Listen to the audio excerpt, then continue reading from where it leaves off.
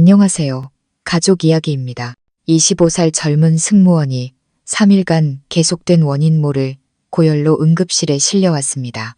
그런데 그녀의 바지를 내려 상태를 확인하던 의사가 갑자기 그 자리에 무릎을 꿇고 오열하기 시작합니다. 그녀의 몸에 있던 작은 모반 하나가 25년간 굳게 묻혀있던 거대한 비밀의 문을 열면서 한 가족은 걷잡을 수 없는 비극의 소용돌이에 휘말리게 됩니다. 이 충격적인 이야기의 진실이 궁금하시다면 지금 바로 채널 고정해주세요. 제 이름은 박미나, 나이는 25살이고 국내 항공사의 승무원입니다. 제 삶은 항상 비행 스케줄에 맞춰 바쁘게 돌아갔습니다. 이 공항에서 저 공항으로 쉴 틈 없이 움직여야 했죠. 사람들은 화려한 유니폼과 새빨간 립스틱, 동경의 눈빛 속에서 당당하게 걷는 제 모습만 볼 뿐입니다. 하지만 그 화려한 화장 뒤에는 극심한 피로와 대기실에서 급하게 때우는 식사, 낯선 호텔에서 홀로 지새우는 외로운 밤들이 숨겨져 있다는 사실을 아는 사람은 거의 없습니다. 사흘 전 서울에서 제주로 가는 긴 비행을 마친 후부터 몸에 열이 오르기 시작했습니다. 단순한 감기 몸살이겠거니 생각하고 해열제를 먹었지만 열은 내리기는커녕 점점 더 심해졌습니다. 사흘째 되던 날 체온은 39도까지 치솟았고 온몸이 사시나무 떨리듯 떨렸습니다.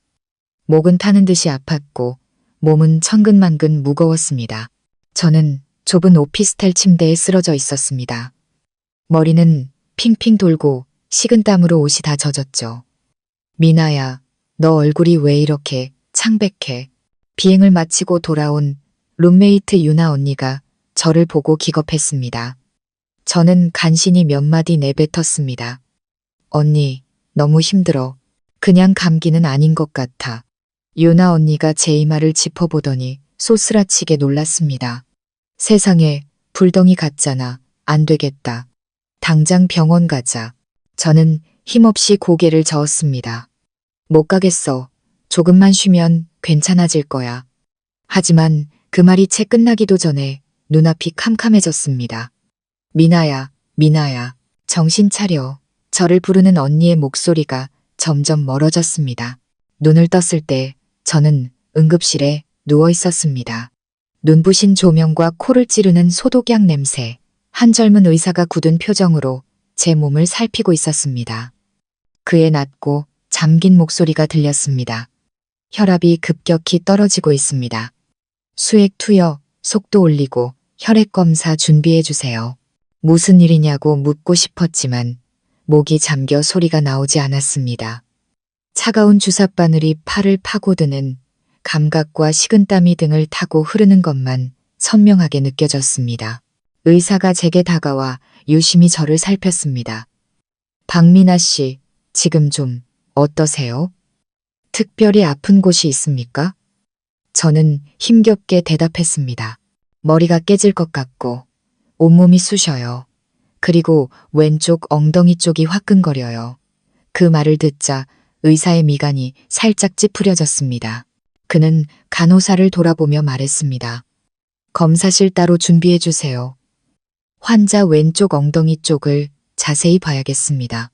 저는 당황했지만 반대할 기력조차 없었습니다. 간호사가 커튼을 치자 방 안에는 저와 의사 단둘만 남았습니다. 그가 부드러운 목소리로 말했습니다. 혈액 검사 결과 연조직 감염 소견이 보입니다. 엉덩이 쪽 피부 상태를 확인해야 하니 너무 걱정 마세요. 조심스럽게 보겠습니다. 저는 작게 고개를 끄덕였습니다. 의사는 장갑을 끼고 제게 다가와 조심스럽게 환자복 상의를 살짝 걷어 올리고 바지 허리춤을 아주 조금 내렸습니다. 그런데 그 순간 의사의 움직임이 돌처럼 굳었습니다. 그의 시선이 한 곳에 고정되었고 손이 미세하게 떨리는 것이 느껴졌습니다. 저는 불안한 마음에 물었습니다. 저기, 무슨 문제라도 있나요, 선생님? 그는 바로 대답하지 않고 믿을 수 없다는 눈빛으로 저를 쳐다보더니 뒷걸음질 쳤습니다. 그의 얼굴은 새하얗게 질려 있었고 입술만 달싹일 뿐 말이 나오지 않았습니다. 잠시 후 그는 두 손을 힘없이 늘어뜨리더니 갑자기 제 앞에서 털썩 무릎을 꿇었습니다. 저는 그대로 얼어붙었습니다. 숨막히는 정적 속에서 제 심장 소리만 요란하게 들렸습니다. 선생님, 왜 그러세요? 저한테 무슨 큰 병이라도 있나요? 그가 고개를 들었습니다. 목소리가 심하게 떨리고 있었죠. 박민아 씨, 이 모반은 혹시 이수진 씨 따님 아니십니까? 저는 눈을 동그랗게 떴습니다. 네, 맞아요. 저희 어머니를 아세요. 그는 대답 대신 고개를 깊이 숙였습니다. 그의 눈시울은 이미 붉게 물들어 있었습니다. 세상에, 제가 어머님께 씻을 수 없는 죄를 지었습니다. 제가 바로 25년 전 어머님을 직장에서 쫓겨나게 만들고 당신을 데리고 멀리 떠날 수밖에 없게 만든 장본인입니다. 저는 마치 꿈을 꾸는 것처럼 정신이 아득했습니다. 저희 엄마는 무슨 일을 하셨던 걸까? 왜 이 의사와 관련이 있는 거지? 그리고 엉덩이에 작은 모반 하나가 왜 이 사람을 이렇게까지 만드는 걸까? 하지만 무언가 더 물어볼 틈도 없이 세상이 빙빙 돌기 시작했습니다. 심박수 모니터의 경고음이 시끄럽게 울려 퍼졌습니다. 의사가 다급하게 간호사를 불렀습니다. 빨리 수액 추가 투여해요. 환자 혈압 다시 떨어집니다. 그리고 모든 것이 암흑 속으로 사라졌습니다. 다시 정신을 차렸을 때 저는 1인실 병실에 누워 있었습니다. 창밖으로 들어오는 오후의 햇살이 방 안을 노랗게 물들이고 있었습니다. 머리는 여전히 깨질 듯이 아팠습니다. 고개를 돌리니 엄마가 눈물이 그렁그렁한 채로 제 침대 곁을 지키고 있었습니다. 엄마, 어떻게 여기 왔어? 제 목소리는 쉬어 있었습니다. 유나 씨가 전화했어. 네가 병원에서 쓰러졌다고. 그래서 급하게 달려왔지. 엄마는 제 머리를 쓰다듬으며 떨리는 목소리로 물었습니다. 의사 선생님이 뭐래? 너 어디가 안 좋은 거니? 의사 선생님은 오래된 상처 부위가 덧나서 생긴 감염이래. 엄마는 잠시 말을 잇지 못했습니다. 그런데 그분이 이상한 걸 물어보시더라. 네, 엉덩이에 있는 모반에 대해서. 저는 엄마가 다음 말을 하길 조용히 기다렸습니다. 엄마는 제 손을 꽉 잡았습니다. 미나야, 엄마가 오랫동안 숨겨왔는데 이젠 더 이상 숨길 수가 없겠구나. 그 모반은 최진혁 씨.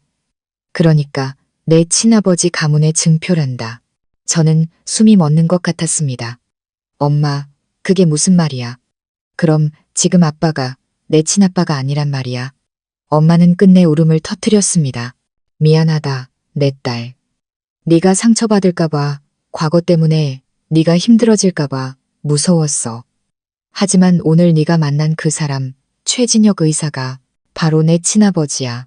방 안의 공기가 무겁게 내려앉았습니다.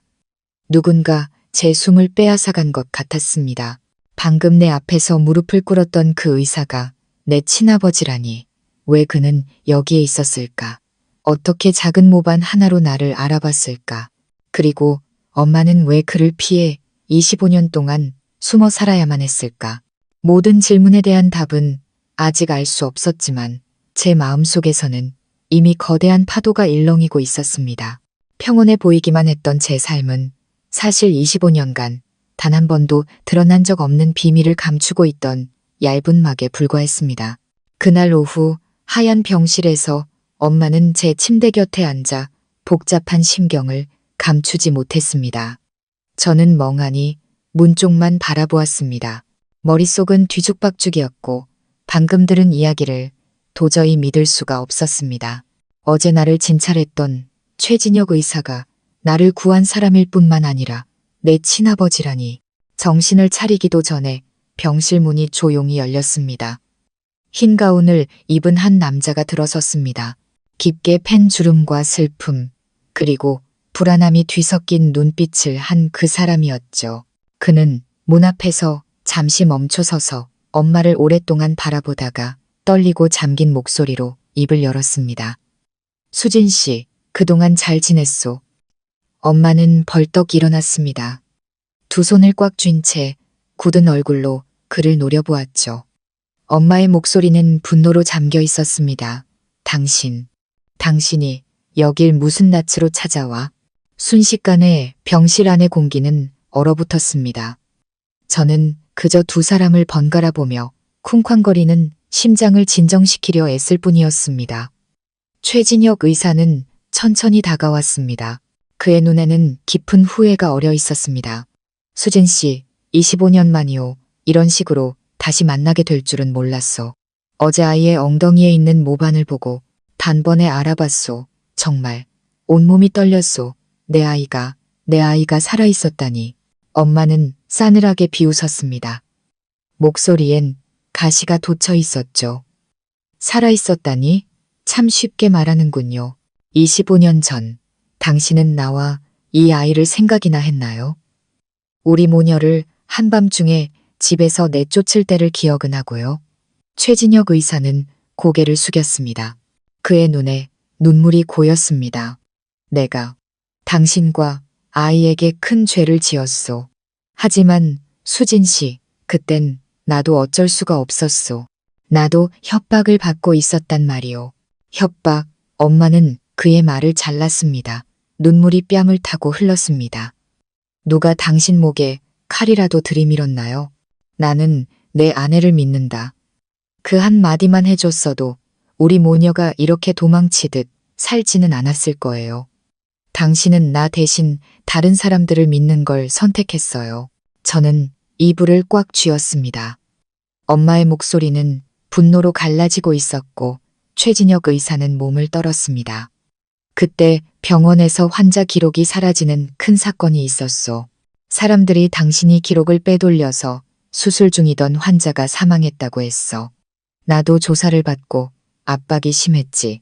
명예, 평판, 모든 게 무너질 위기였어. 그때 누군가 증거라며 서류를 내밀었는데 모든 증거가 당신을 가리키고 있었소. 난 어리석게도 그걸 믿어버렸지.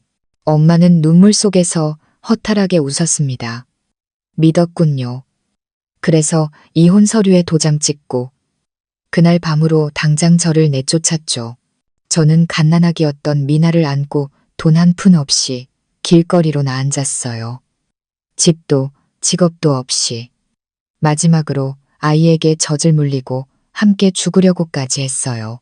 만약 잘디한 이웃, 아주머니가 아니었다면 지금쯤 저와 미나는 이 세상에 없었을 겁니다. 엄마의 목소리는 울음으로 끊겼습니다. 병실은 조용했고 심박 측정기 소리만이 규칙적으로 울렸습니다. 저는 입술을 깨물었습니다. 마음이 실타래처럼 엉켜버렸죠. 최진혁 의사는 다가와 엄마 앞에 무릎을 꿇었습니다. 그의 목소리도 울먹임으로 가득 찼습니다. 수진 씨, 내가 용서받을 자격이 없다는 거 잘 아오. 하지만 지난 세월 동안 단 하루도 마음 편히 잠든 날이 없었소. 당신과 아이를 찾으려고 사방을 헤맸지만 모든 흔적이 끊겨 있었소. 미나 몸의 모반을 보기 전까지 난 정말 하늘이 내게 속죄할 기회를 주셨다고 믿었소. 엄마는 상처 가득한 눈으로 그를 바라볼 뿐 아무 말도 하지 않았습니다. 저는 조용히 입을 열었습니다.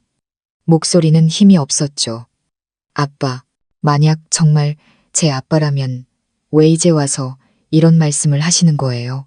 최진혁 의사는 저를 돌아보았습니다. 그의 눈은 붉게 충혈되어 있었습니다. 네가 살아있는 줄 몰랐기 때문이다. 너희 엄마가 떠난 날 시댁 식구들이 너희 모녀가 도망치다 사고로 죽었다고 했어. 심지어 가짜 사망진단서까지 보여줬지. 난 몇 년 동안 폐인처럼 살았다. 의사 일도 그만두고 속죄하는 마음으로 외진 시골에서 무료 진료를 하며 떠돌았지. 다시 의사로 돌아왔을 땐 내 곁엔 아무도 없었다. 엄마는 고통스럽게 웃었습니다. 이제 와서 운명 탓을 하는군요. 하지만 저는 잊을 수가 없어요. 억울한 누명을 쓰고 쫓겨났던 그 밤을. 그리고 우리 미나는 평생을 아빠 없이 자랐어요. 아빠의 빈자리가 아이에게 얼마나 큰 상처인지 당신은 아세요? 최진혁 의사는 침묵했습니다. 그의 손은 침대 시트를 꽉 쥐고 있었습니다. 제 심장이 조여오는 것 같았습니다. 제 인생 이야기가 이렇게나 복잡할 줄이야. 잃어버렸다고 생각했던 아버지, 그리고 평생 한을 품고 살아온 어머니. 한참의 침묵 끝에 엄마가 저를 보며 부드럽게 말했습니다. 미나야, 누구도 원망하지 마라. 엄마는 괜찮아. 네가 건강하기만 하면 그걸로 충분해. 저는 엄마를 보며 눈물을 뚝뚝 흘렸습니다. 엄마가 이렇게 힘든 줄 몰랐어. 그런데 이 모반은 왜 그 사람 가문의 증표인 거야? 엄마는 짧게 한숨을 쉬었습니다. 네가 태어날 때부터 그 모반이 있었기 때문이야. 최 씨 가문에서는 그걸 대대로 내려오는 핏줄의 증표로 여겼지. 바로 그 때문에 시댁에서는 내가 외도에서 낳은 아이라며 의심했어. 네가 최 씨 핏줄이 아니라고 생각해서 그런 거짓말까지 꾸며 우리를 내쫓았던 거야. 저는 할 말을 잃었습니다. 흩어져 있던 퍼즐 조각들이 서서히 맞춰지고 있었습니다. 그들의 냉대, 헛소문, 그리고 한 가족의 파멸, 그 모든 것이 작은 모반 하나에서 시작되었다니. 그때 병실 문이 열리며 유나 언니가 걱정스러운 얼굴로 들어왔습니다. 미나야, 병원 로비에 이상한 사람들이 와 있어. 최진혁 의사님 댁 사람들이라는데 무슨 서류 같은 걸 들고 와서 급하게 찾고 있어. 엄마의 얼굴이 굳어졌습니다. 최진혁 의사는 나지막이 말했습니다. 결국 찾아왔군. 저는 불안한 마음에 물었습니다. 누군데요? 엄마는 제 손을 꽉 잡았습니다.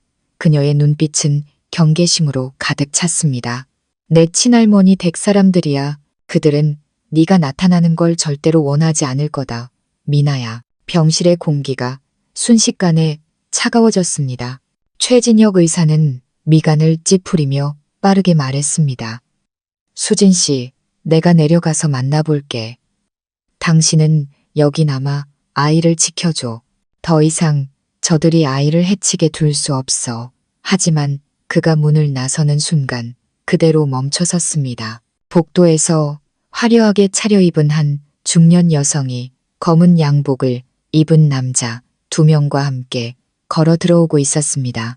그녀의 목소리는 얼음장처럼 차가웠습니다. 최 원장, 아주 힘들게 친딸을 찾으셨네. 하지만 유감스럽게도 그 아이는 이 집안에서 어떤 권리도 없어. 저는 그 여자를 보며 숨을 삼켰습니다. 엄마는 얼굴이 새하얗게 질렸고 최진혁 의사는 몸을 떨었습니다. 윤희주 씨, 여기서 이러지 마시오. 여긴 병원이오.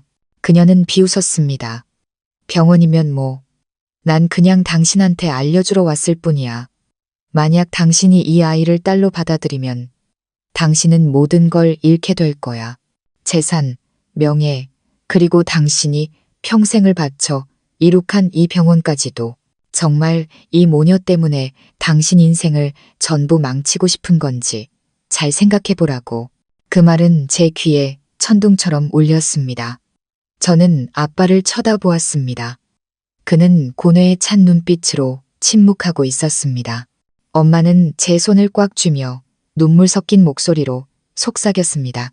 미나야, 저 사람이 망설인다면 우리는 25년 전처럼 다시 떠나야 해.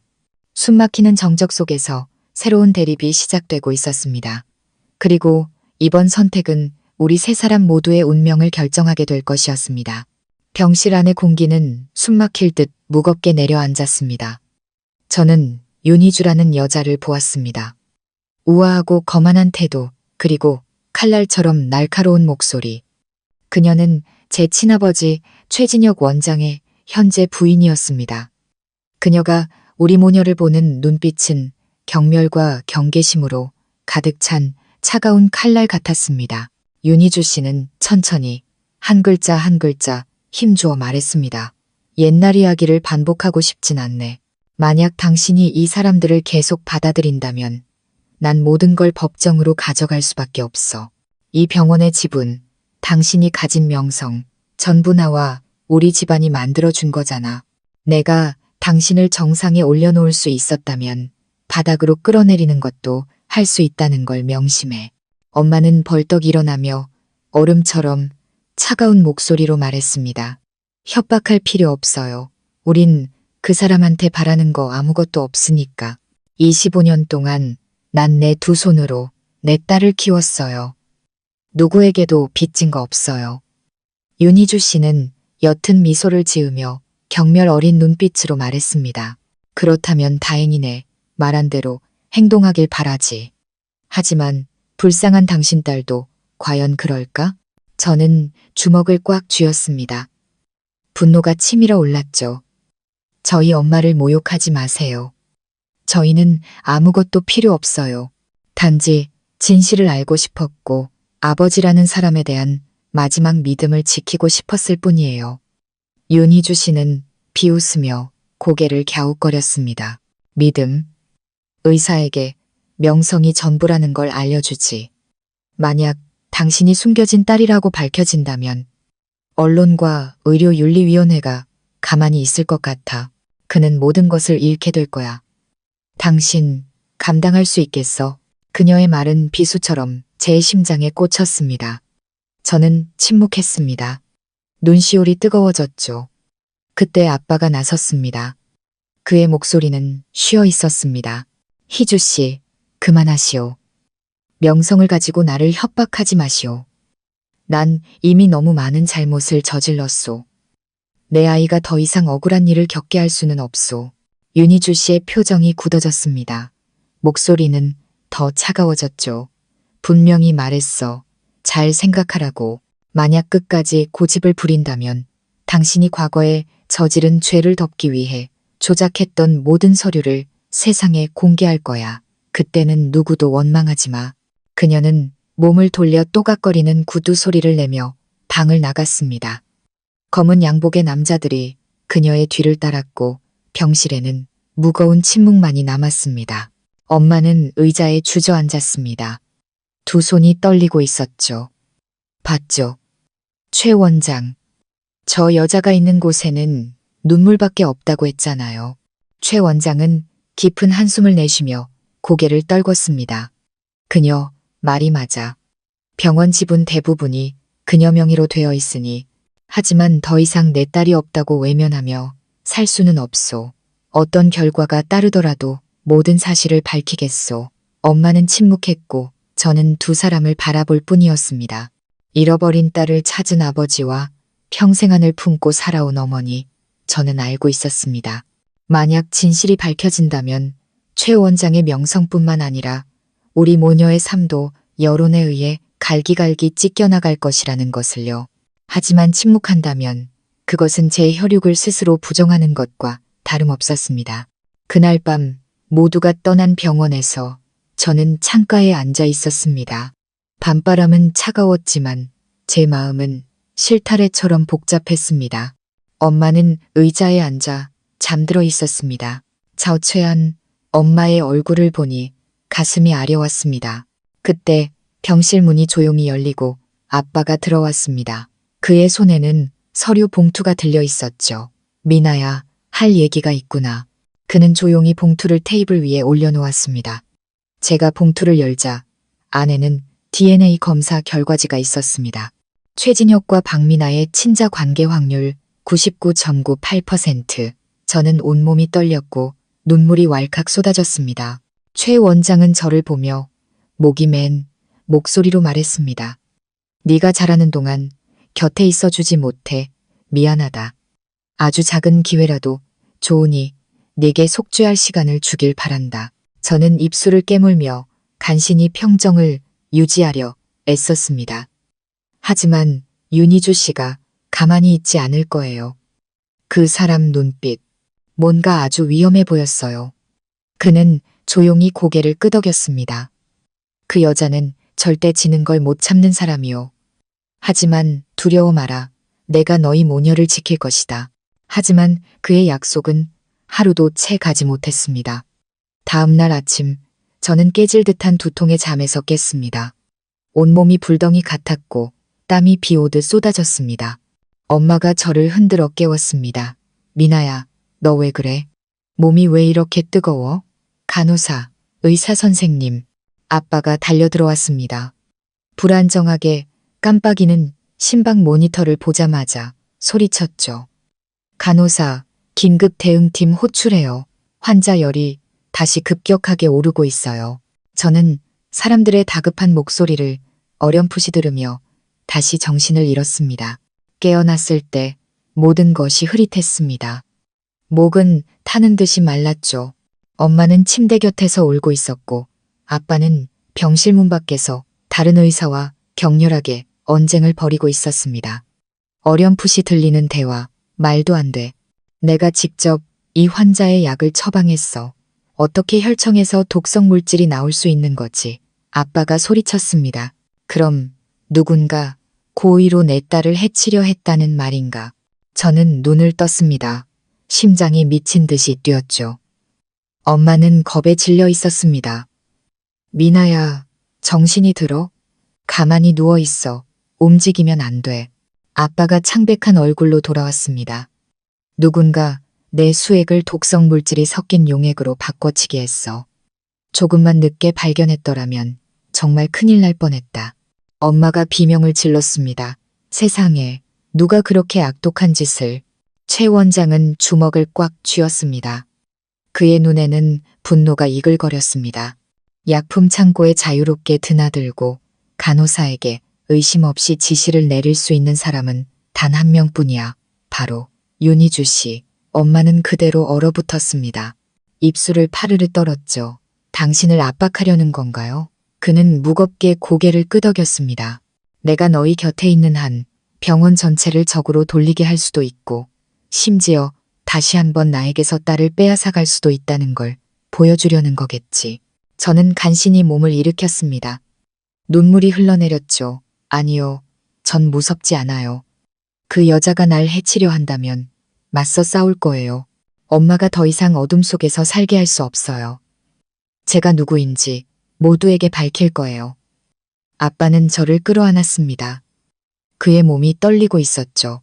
안 된다, 미나야. 아직은 내 몸이 너무 약해. 지금 네가 사실을 밝히면 그 여자는 옛날 서류를 터뜨려서 너희 엄마에게 다시 누명을 씌울 거야. 모두가 너희에게 등을 돌리게 될 거라고. 증거를 모을 시간이 필요하다. 하지만 바로 그때 그의 전화벨이 울렸습니다. 화면에는 윤희주라는 이름이 떠 있었죠. 그는 잠시 망설이다 전화를 받았습니다. 목소리는 차가웠습니다. 듣고 있소. 전화기 너머로 윤희주 씨의 차가운 비웃음이 들려왔습니다. 아직도 정신을 못 차린 모양이네. 좋아. 그렇게 계속 반항하고 싶다면 내일 아침 신문을 기대하라고. 최 씨 가문의 대대로 내려오는 모반 이야기와 그 아이의 존재를 온 세상에 알려줄 테니. 그럼 그 아이는 두 번 다시 평온하게 살 수 없을걸. 전화기가 그의 손에서 떨어졌습니다. 엄마가 소리쳤습니다. 저 여자가 그런 짓을 하게 둬선 안 돼요. 당장 막아야 해요. 최 원장은 우리 모녀를 바라보며 갈라진 목소리로 말했습니다. 아니, 이번에는 저 여자 뜻대로 움직이지 않을 거야. 모든 것을 잃게 되더라도 반드시 두 사람을 지키겠어. 창밖에서는 굵은 빗방울이 떨어지기 시작했습니다. 저는 창문에 부딪히는 빗방울을 보며 불길한 예감에 휩싸였습니다. 비는 점점 거세졌고 하늘을 가르는 천둥 번개는 마치 병원 안팎으로 거대한 폭풍이 몰아닥칠 것을 예고하는 듯했습니다. 그날 밤 비는 분노를 토해내듯 격렬하게 쏟아졌습니다. 천둥 소리가 건물을 울리고 번개가 번쩍일 때마다 텅 빈 병원 복도가 섬뜩하게 드러났습니다. 저는 침대에 누워 쿵쾅거리는 심장을 안고 있었습니다. 엄마는 제 손을 꽉 잡고 있었지만 시선은 문 쪽을 향해 있었습니다. 윤희주 씨의 음모를 막기 위해 분노에 차 뛰쳐나간 최 원장이 돌아오기만을 기다리고 있었죠. 시간은 거북이처럼 느리게 흘렀습니다. 그때 병실에 있던 전화벨이 요란하게 울려 우리 모녀를 놀라게 했습니다. 엄마는 떨리는 손으로 수화기를 들었습니다. 여보세요. 수화기 너머에서는 차갑고 낯선 남자의 목소리가 들려왔습니다. 이수진 씨 맞습니까? 딸이 무사하길 바란다면 최 원장이 어떤 서류도 외부에 공개하지 못하게 막으시오. 모든 걸 조용히 덮으란 말이오. 그렇지 않으면 누군가 대가를 치르게 될 겁니다. 딸깍. 전화는 끊겼습니다. 엄마는 그대로 굳어버렸습니다. 수화기를 든 손이 사시나무 떨듯 떨렸죠. 저는 몸을 일으켜 다급하게 물었습니다. 엄마, 누구야? 엄마는 마른 침을 삼키며 떨리는 목소리로 말했습니다. 몰라. 하지만 뭔가 아주 안 좋은 예감이 들어. 바로 그때 밖에서 다급한 발소리가 들리더니 병실 문이 벌컥 열렸습니다. 제 룸메이트였던 유나 언니였습니다. 언니는 새하얗게 질린 얼굴로 숨을 헐떡이며 말했습니다. 미나야, 내 진료 기록이 전부 사라졌어. DNA 검사 결과 사본까지. 병원 서버에서 데이터가 전부 삭제됐어. 저는 할 말을 잃었습니다. 어떻게 그렇게 빨리. 유나 언니는 침을 삼키며 목소리를 낮췄습니다. 병원 시스템에 최고 등급으로 접근할 수 있는 사람은 과장급 이상 의사들 말고는 윤희주 씨밖에 없어. 저는 이불을 꽉 쥐었습니다. 심장이 터져버릴 것 같았죠. 아빠가 진실을 밝히기도 전에 그 여자가 먼저 손을 쓴 것입니다. 엄마는 제 어깨를 붙잡았습니다. 목소리에는 다급함이 묻어났습니다. 미나야, 여기서 나가야 해. 저 여자는 무슨 짓이든 할 수 있어. 여기 있다간 더 위험해. 제가 입을 열려는 순간 병실 문이 거칠게 열렸습니다. 검은 양복을 입은 남자 2명이 들어섰습니다. 그들의 목소리는 감정이 없었습니다. 박미나 씨, 병원장님의 지시에 따라 비정상적인 고열의 원인 조사를 위해 격리병동으로 이동하셔야겠습니다. 엄마가 벌떡 일어나 소리쳤습니다.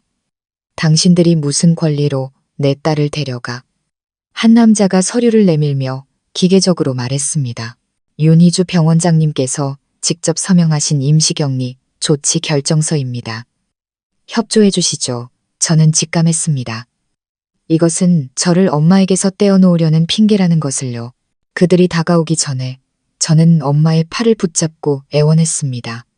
엄마, 저 사람들이 우리를 떨어뜨리게 두면 안 돼. 나 아무 데도 안 가. 한 남자가 제 어깨에 손을 올렸습니다. 그 순간 저는 본능적으로 팔에 꽂힌 링거 바늘을 뽑아 던지고 그를 밀쳤습니다. 침대 시트가 붉은 피로 물들었지만 저는 아랑곳하지 않고 병실 밖으로 뛰쳐나갔습니다. 엄마가 외쳤습니다. 미나야, 뛰어, 뒤돌아보지 마. 저는 복도를 향해 달렸습니다. 다리가 후들거렸지만 멈출 수 없었습니다. 뒤에서 쫓아오는 구둣발 소리와 사람들의 고함 소리가 복도 전체에 울려 퍼졌습니다. 창문 틈으로 들이치는 비바람에 온몸이 젖었습니다. 저는 몽유병 환자처럼 오직 아빠를 찾아야 한다는 생각뿐이었습니다. 8층 복도 끝에 다다랐을 때 최 원장의 사무실에 불이 켜져 있는 것을 보았습니다. 저는 그곳으로 달려가 문을 열고는 그대로 멈춰섰습니다. 방은 텅 비어 있었고 서류와 파일들이 사방에 흩어져 있었습니다. 바닥에는 부서진 컴퓨터가 있었고 깨진 모니터 화면에는 파일이 영구적으로 삭제되었습니다. 라는 문구가 깜빡이고 있었습니다.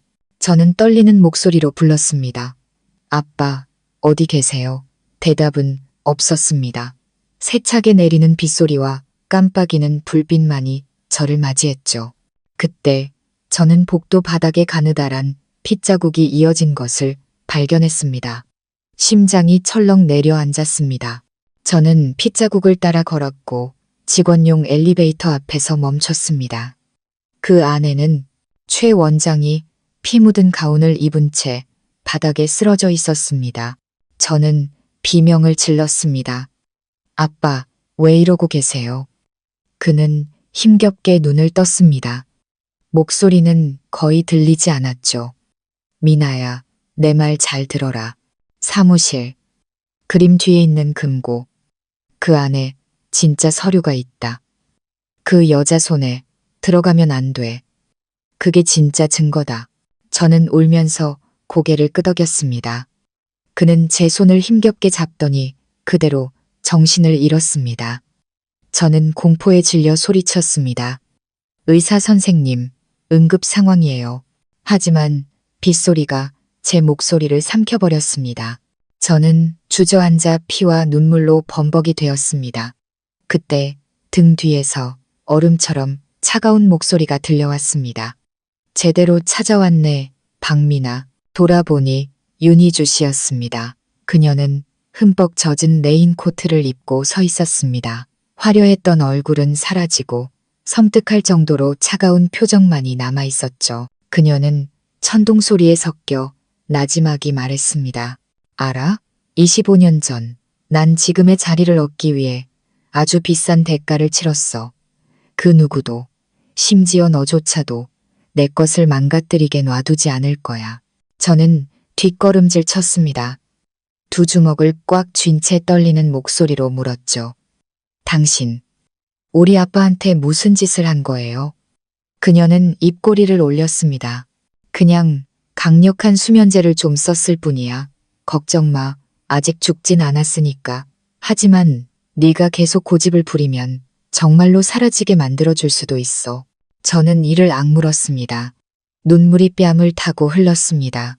왜 우리 모녀를 그렇게 미워하는 거죠? 우리 엄마는 당신한테 아무것도 빼앗지 않았어요. 그녀의 눈에 살기가 번뜩였습니다. 아니, 바로 내 엄마 때문에 내가 모든 걸 잃을 뻔했어. 명예, 남편, 모든 것을. 옛날에 내 엄마는 내 밑에서 일하던 간호사였지. 내가 저지른 의료사고로 환자가 죽었을 때 그 비밀을 아는 유일한 사람이었어. 난 소송당할까봐 무서워서 모든 죄를 내 엄마에게 뒤집어 씌웠지. 최 원장은 날 믿었고 내 엄마를 내쫓았어. 만약 내 엄마가 돌아오면 그 진실이 세상에 드러나게 될 테니까. 저는 그대로 얼어붙었습니다. 그럼 그때 환자를 죽인 사람이 당신이었군요. 윤희주 씨는 비웃었습니다. 아니, 난 그냥 운명에 맡겼을 뿐이야. 하지만 네가 감히 입을 연다면 너희 모녀도 그 환자와 같은 길을 걷게 해주지. 잊지 마. 이제 모든 증거는 내 손에 있으니까. 저는 그녀를 노려보며 천천히 사무실 책상 쪽으로 물러났습니다. 그녀가 잠시 문 쪽으로 고개를 돌린 틈을 타 저는 벽에 걸린 커다란 그림을 힘껏 잡아당겼습니다. 그림 뒤에는 정말로 금고가 있었습니다. 저는 달려가 다이얼을 돌리려 했지만 등 뒤에서 찰칵하는 소리가 들렸습니다. 윤희주 씨가 주머니에서 작고 번쩍이는 권총을 꺼내 저를 겨누고 있었습니다. 똑똑하네. 그녀는 차갑게 말했습니다. 하지만 너무 늦었어. 저는 굳어버렸습니다. 심장이 터질 듯이 뛰었죠. 다시 한번 천둥이 치고 방 안에 불이 깜빡였습니다. 그 순간 윤희주 씨의 등 뒤에서 어떤 그림자가 덮쳤습니다. 엄마였습니다. 엄마는 손에 쥔 쇠 파이프로 그녀의 팔을 내리쳤습니다. 탕! 날카로운 총성이 울리고 방 안은 화약 연기로 가득 찼습니다. 저는 바닥으로 쓰러졌습니다. 귀가 멍멍했고 빗소리와 비명소리가 뒤섞여 들려왔습니다. 연기가 거쳤을 때 윤희주 씨는 어깨에서 피를 흘리며 쓰러져 있었습니다. 엄마는 떨리는 몸으로 저를 끌어안았습니다. 미나야, 괜찮니? 저는 엄마에게 매달려 울먹였습니다. 응, 난 괜찮아. 근데 아빠가 아직 엘리베이터에. 엄마는 고개를 끄덕이며 저와 함께 최 원장을 끌어냈습니다.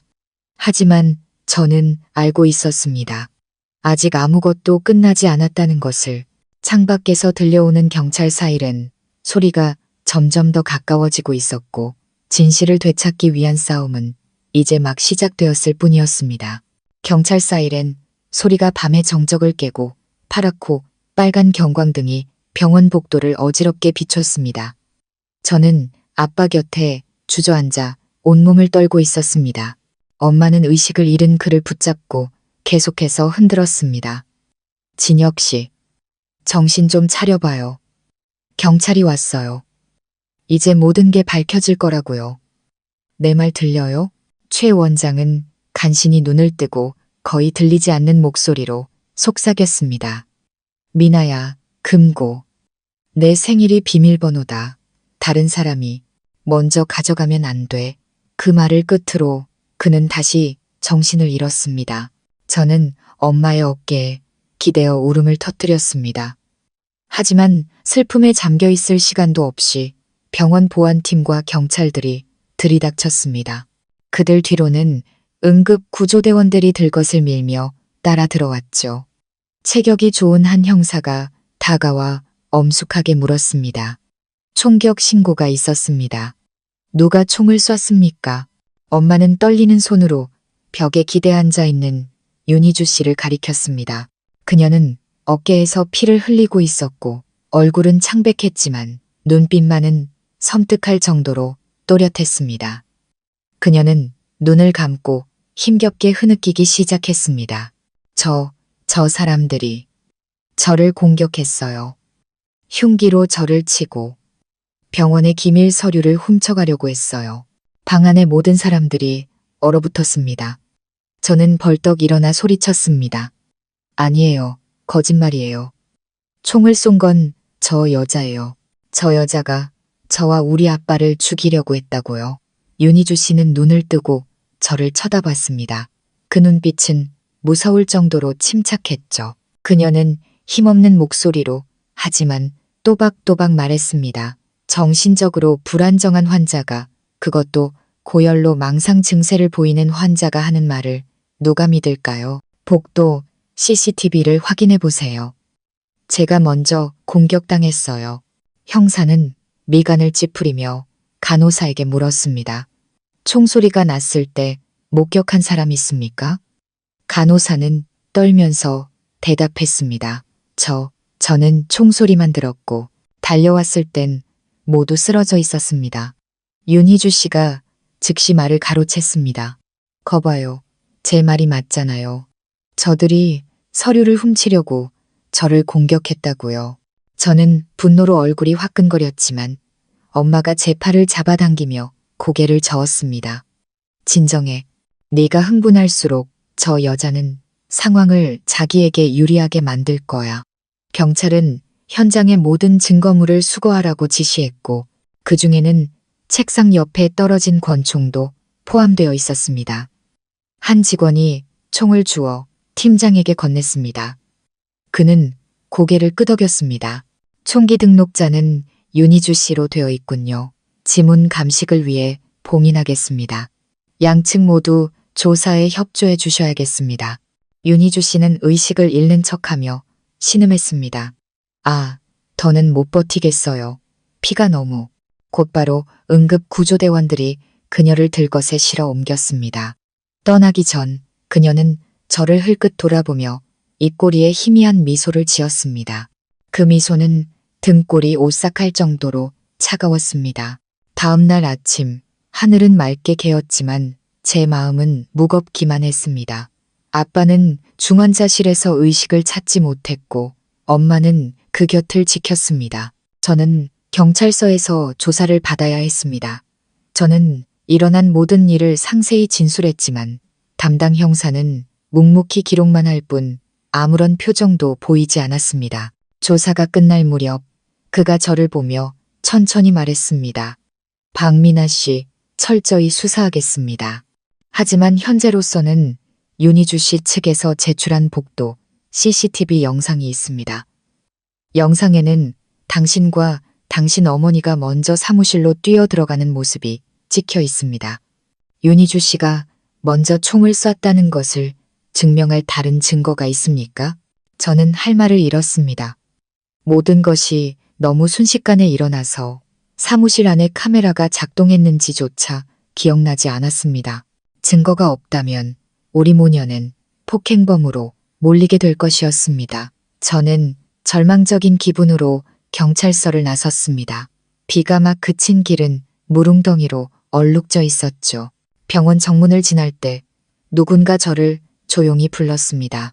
박민아 씨, 돌아보니 야간 경비원이셨던 박 기사님이었습니다. 그는 주위를 살피더니 작은 목소리로 말했습니다. 어젯밤에 이걸 떨어뜨리신 것 같던데.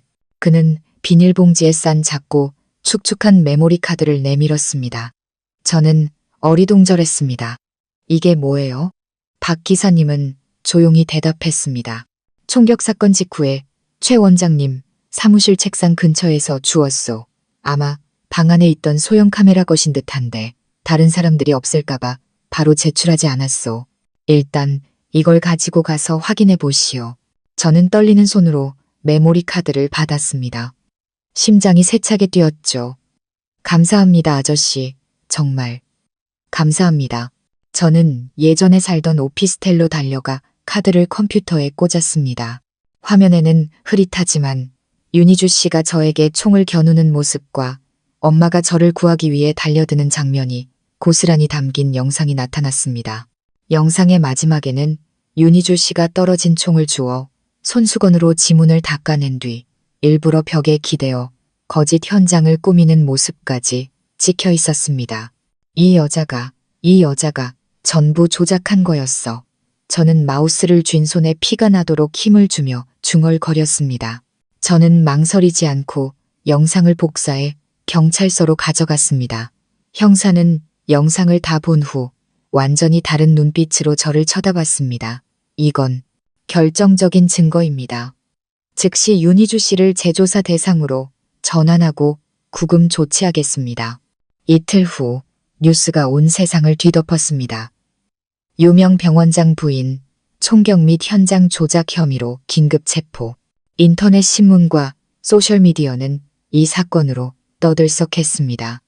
사람들은 수군거렸지만 저는 침묵을 지켰습니다. 아빠와 엄마 그리고 저의 명예는 이미 여론의 소용돌이 속으로 빨려 들어가고 있었습니다. 그날 아침 엄마가 병원 복도에서 저를 맞았습니다. 눈가는 퀭했고 목소리는 쉬어 있었죠. 미나야, 아빠가 의식을 찾으셨어. 저는 울음을 터뜨리며 중환자실로 달려갔습니다. 최 원장은 몹시 수척해 보였지만 그 어느 때보다 또렷한 눈빛으로 저를 보고 있었습니다. 그는 저를 보자 희미하게 미소 지었습니다. 아빠는 네가 진실이 묻히도록 내버려 두지 않을 거라고 믿었다. 내 딸은 아주 강한 아이니까. 저는 그의 차가운 손을 잡았습니다. 눈물이 그의 손등 위로 떨어졌죠. 아빠, 걱정 마세요. 제가 증거를 제출했어요. 이제 그 여자는 누구도 해치지 못할 거예요. 그는 조용히 고개를 끄덕이며 저를 오랫동안 바라보다가 말했습니다.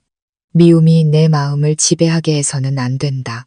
악은 결국 대가를 치르겠지만 사람의 마음은 빛으로 채워져야 해. 법이 제 역할을 하도록 맡겨두고 너는 행복하게 살아야 한다. 저는 고개를 끄덕이며 그의 손을 꽉 잡았습니다. 그 순간 수년간의 오해와 눈물이 씻겨 내려가는 것 같았습니다. 하지만 모든 것이 끝났다고 생각한 순간 또 다른 비보가 날아들었습니다. 윤희주 씨가 병원으로 긴급 이송되었다는 소식이었습니다.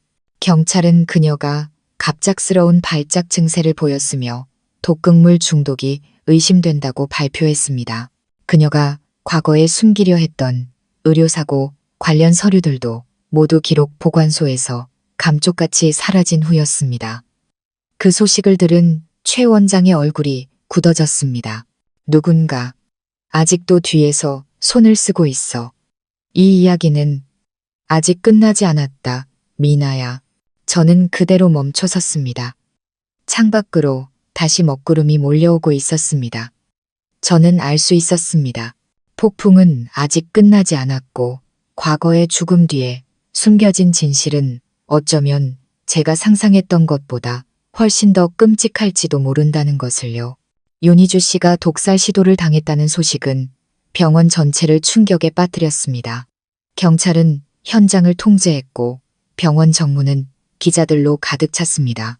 우리 모녀는 병원 안에서 한때 세상을 떠들썩하게 했던 그 여자를 태운 구급차가 경광등을 번쩍이며 떠나는 모습을 조용히 지켜보았습니다. 침대에 앉아있던 아빠는 굳은 얼굴로 나지막이 말했습니다. 미나야, 이건 단순한 사건이 아니야. 그 여자 뒤에 누군가가 있어. 윤희주 씨는 독선적이지만 병원의 모든 기록을 이렇게 완벽하게 없앨 만큼 치밀한 사람은 아니야. 저는 미간을 찌푸렸습니다. 아빠 말은 처음부터 이 모든 걸 조종한 다른 사람이 있다는 뜻이에요? 그는 먼 곳을 응시하며 조용히 고개를 끄덕였습니다. 그래. 그리고 그자는 병원의 데이터를 삭제하고 검사 결과를 바꾸고 심지어 언론까지 통제할 수 있는 막강한 힘을 가졌어. 그런 사람은 평범한 인물이 아니지. 엄마는 그의 손을 잡으며 걱정스럽게 말했습니다. 여보, 그냥 우리 모른 척하면 안 될까요? 우리는 그냥 우리 딸에 대한 진실만 알면 돼요. 굳이 과거를 더 깊이 파헤칠 필요는 없잖아요. 하지만 아빠는 엄마를 똑바로 쳐다보며 단호하게 말했습니다.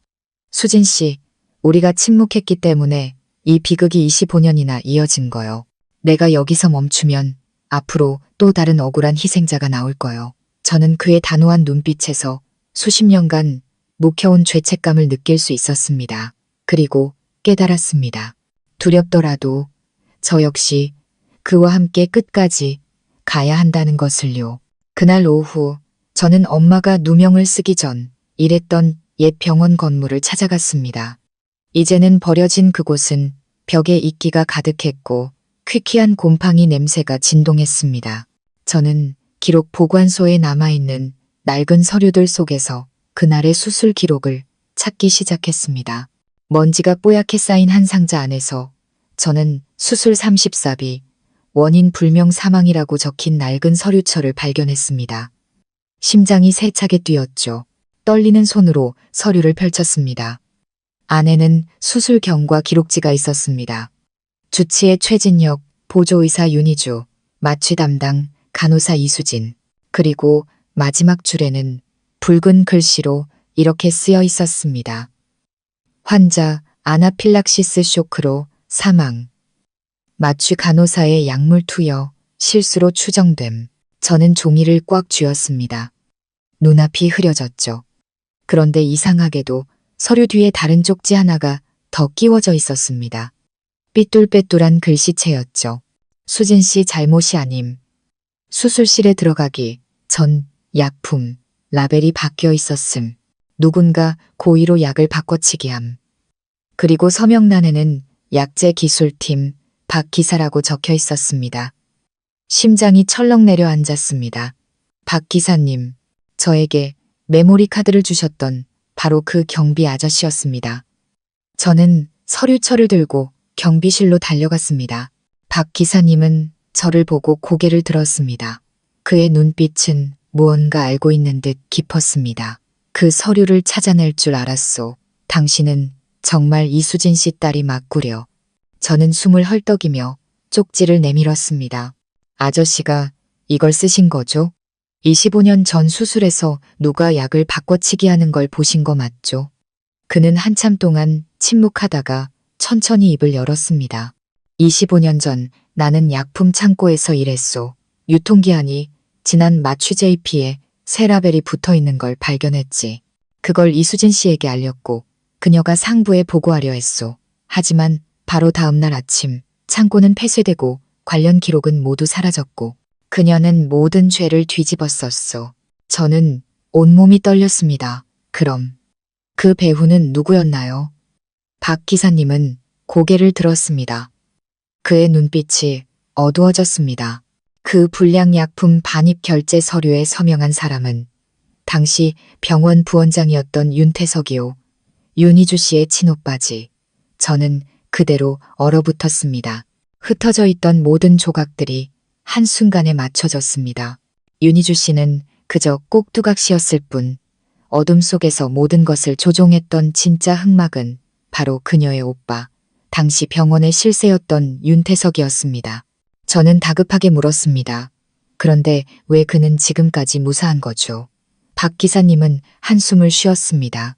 그는 오래전에 해외로 이민을 갔소. 하지만 최근에 다시 한국으로 돌아와 의료사업에 투자한다는 소문이 돌더군.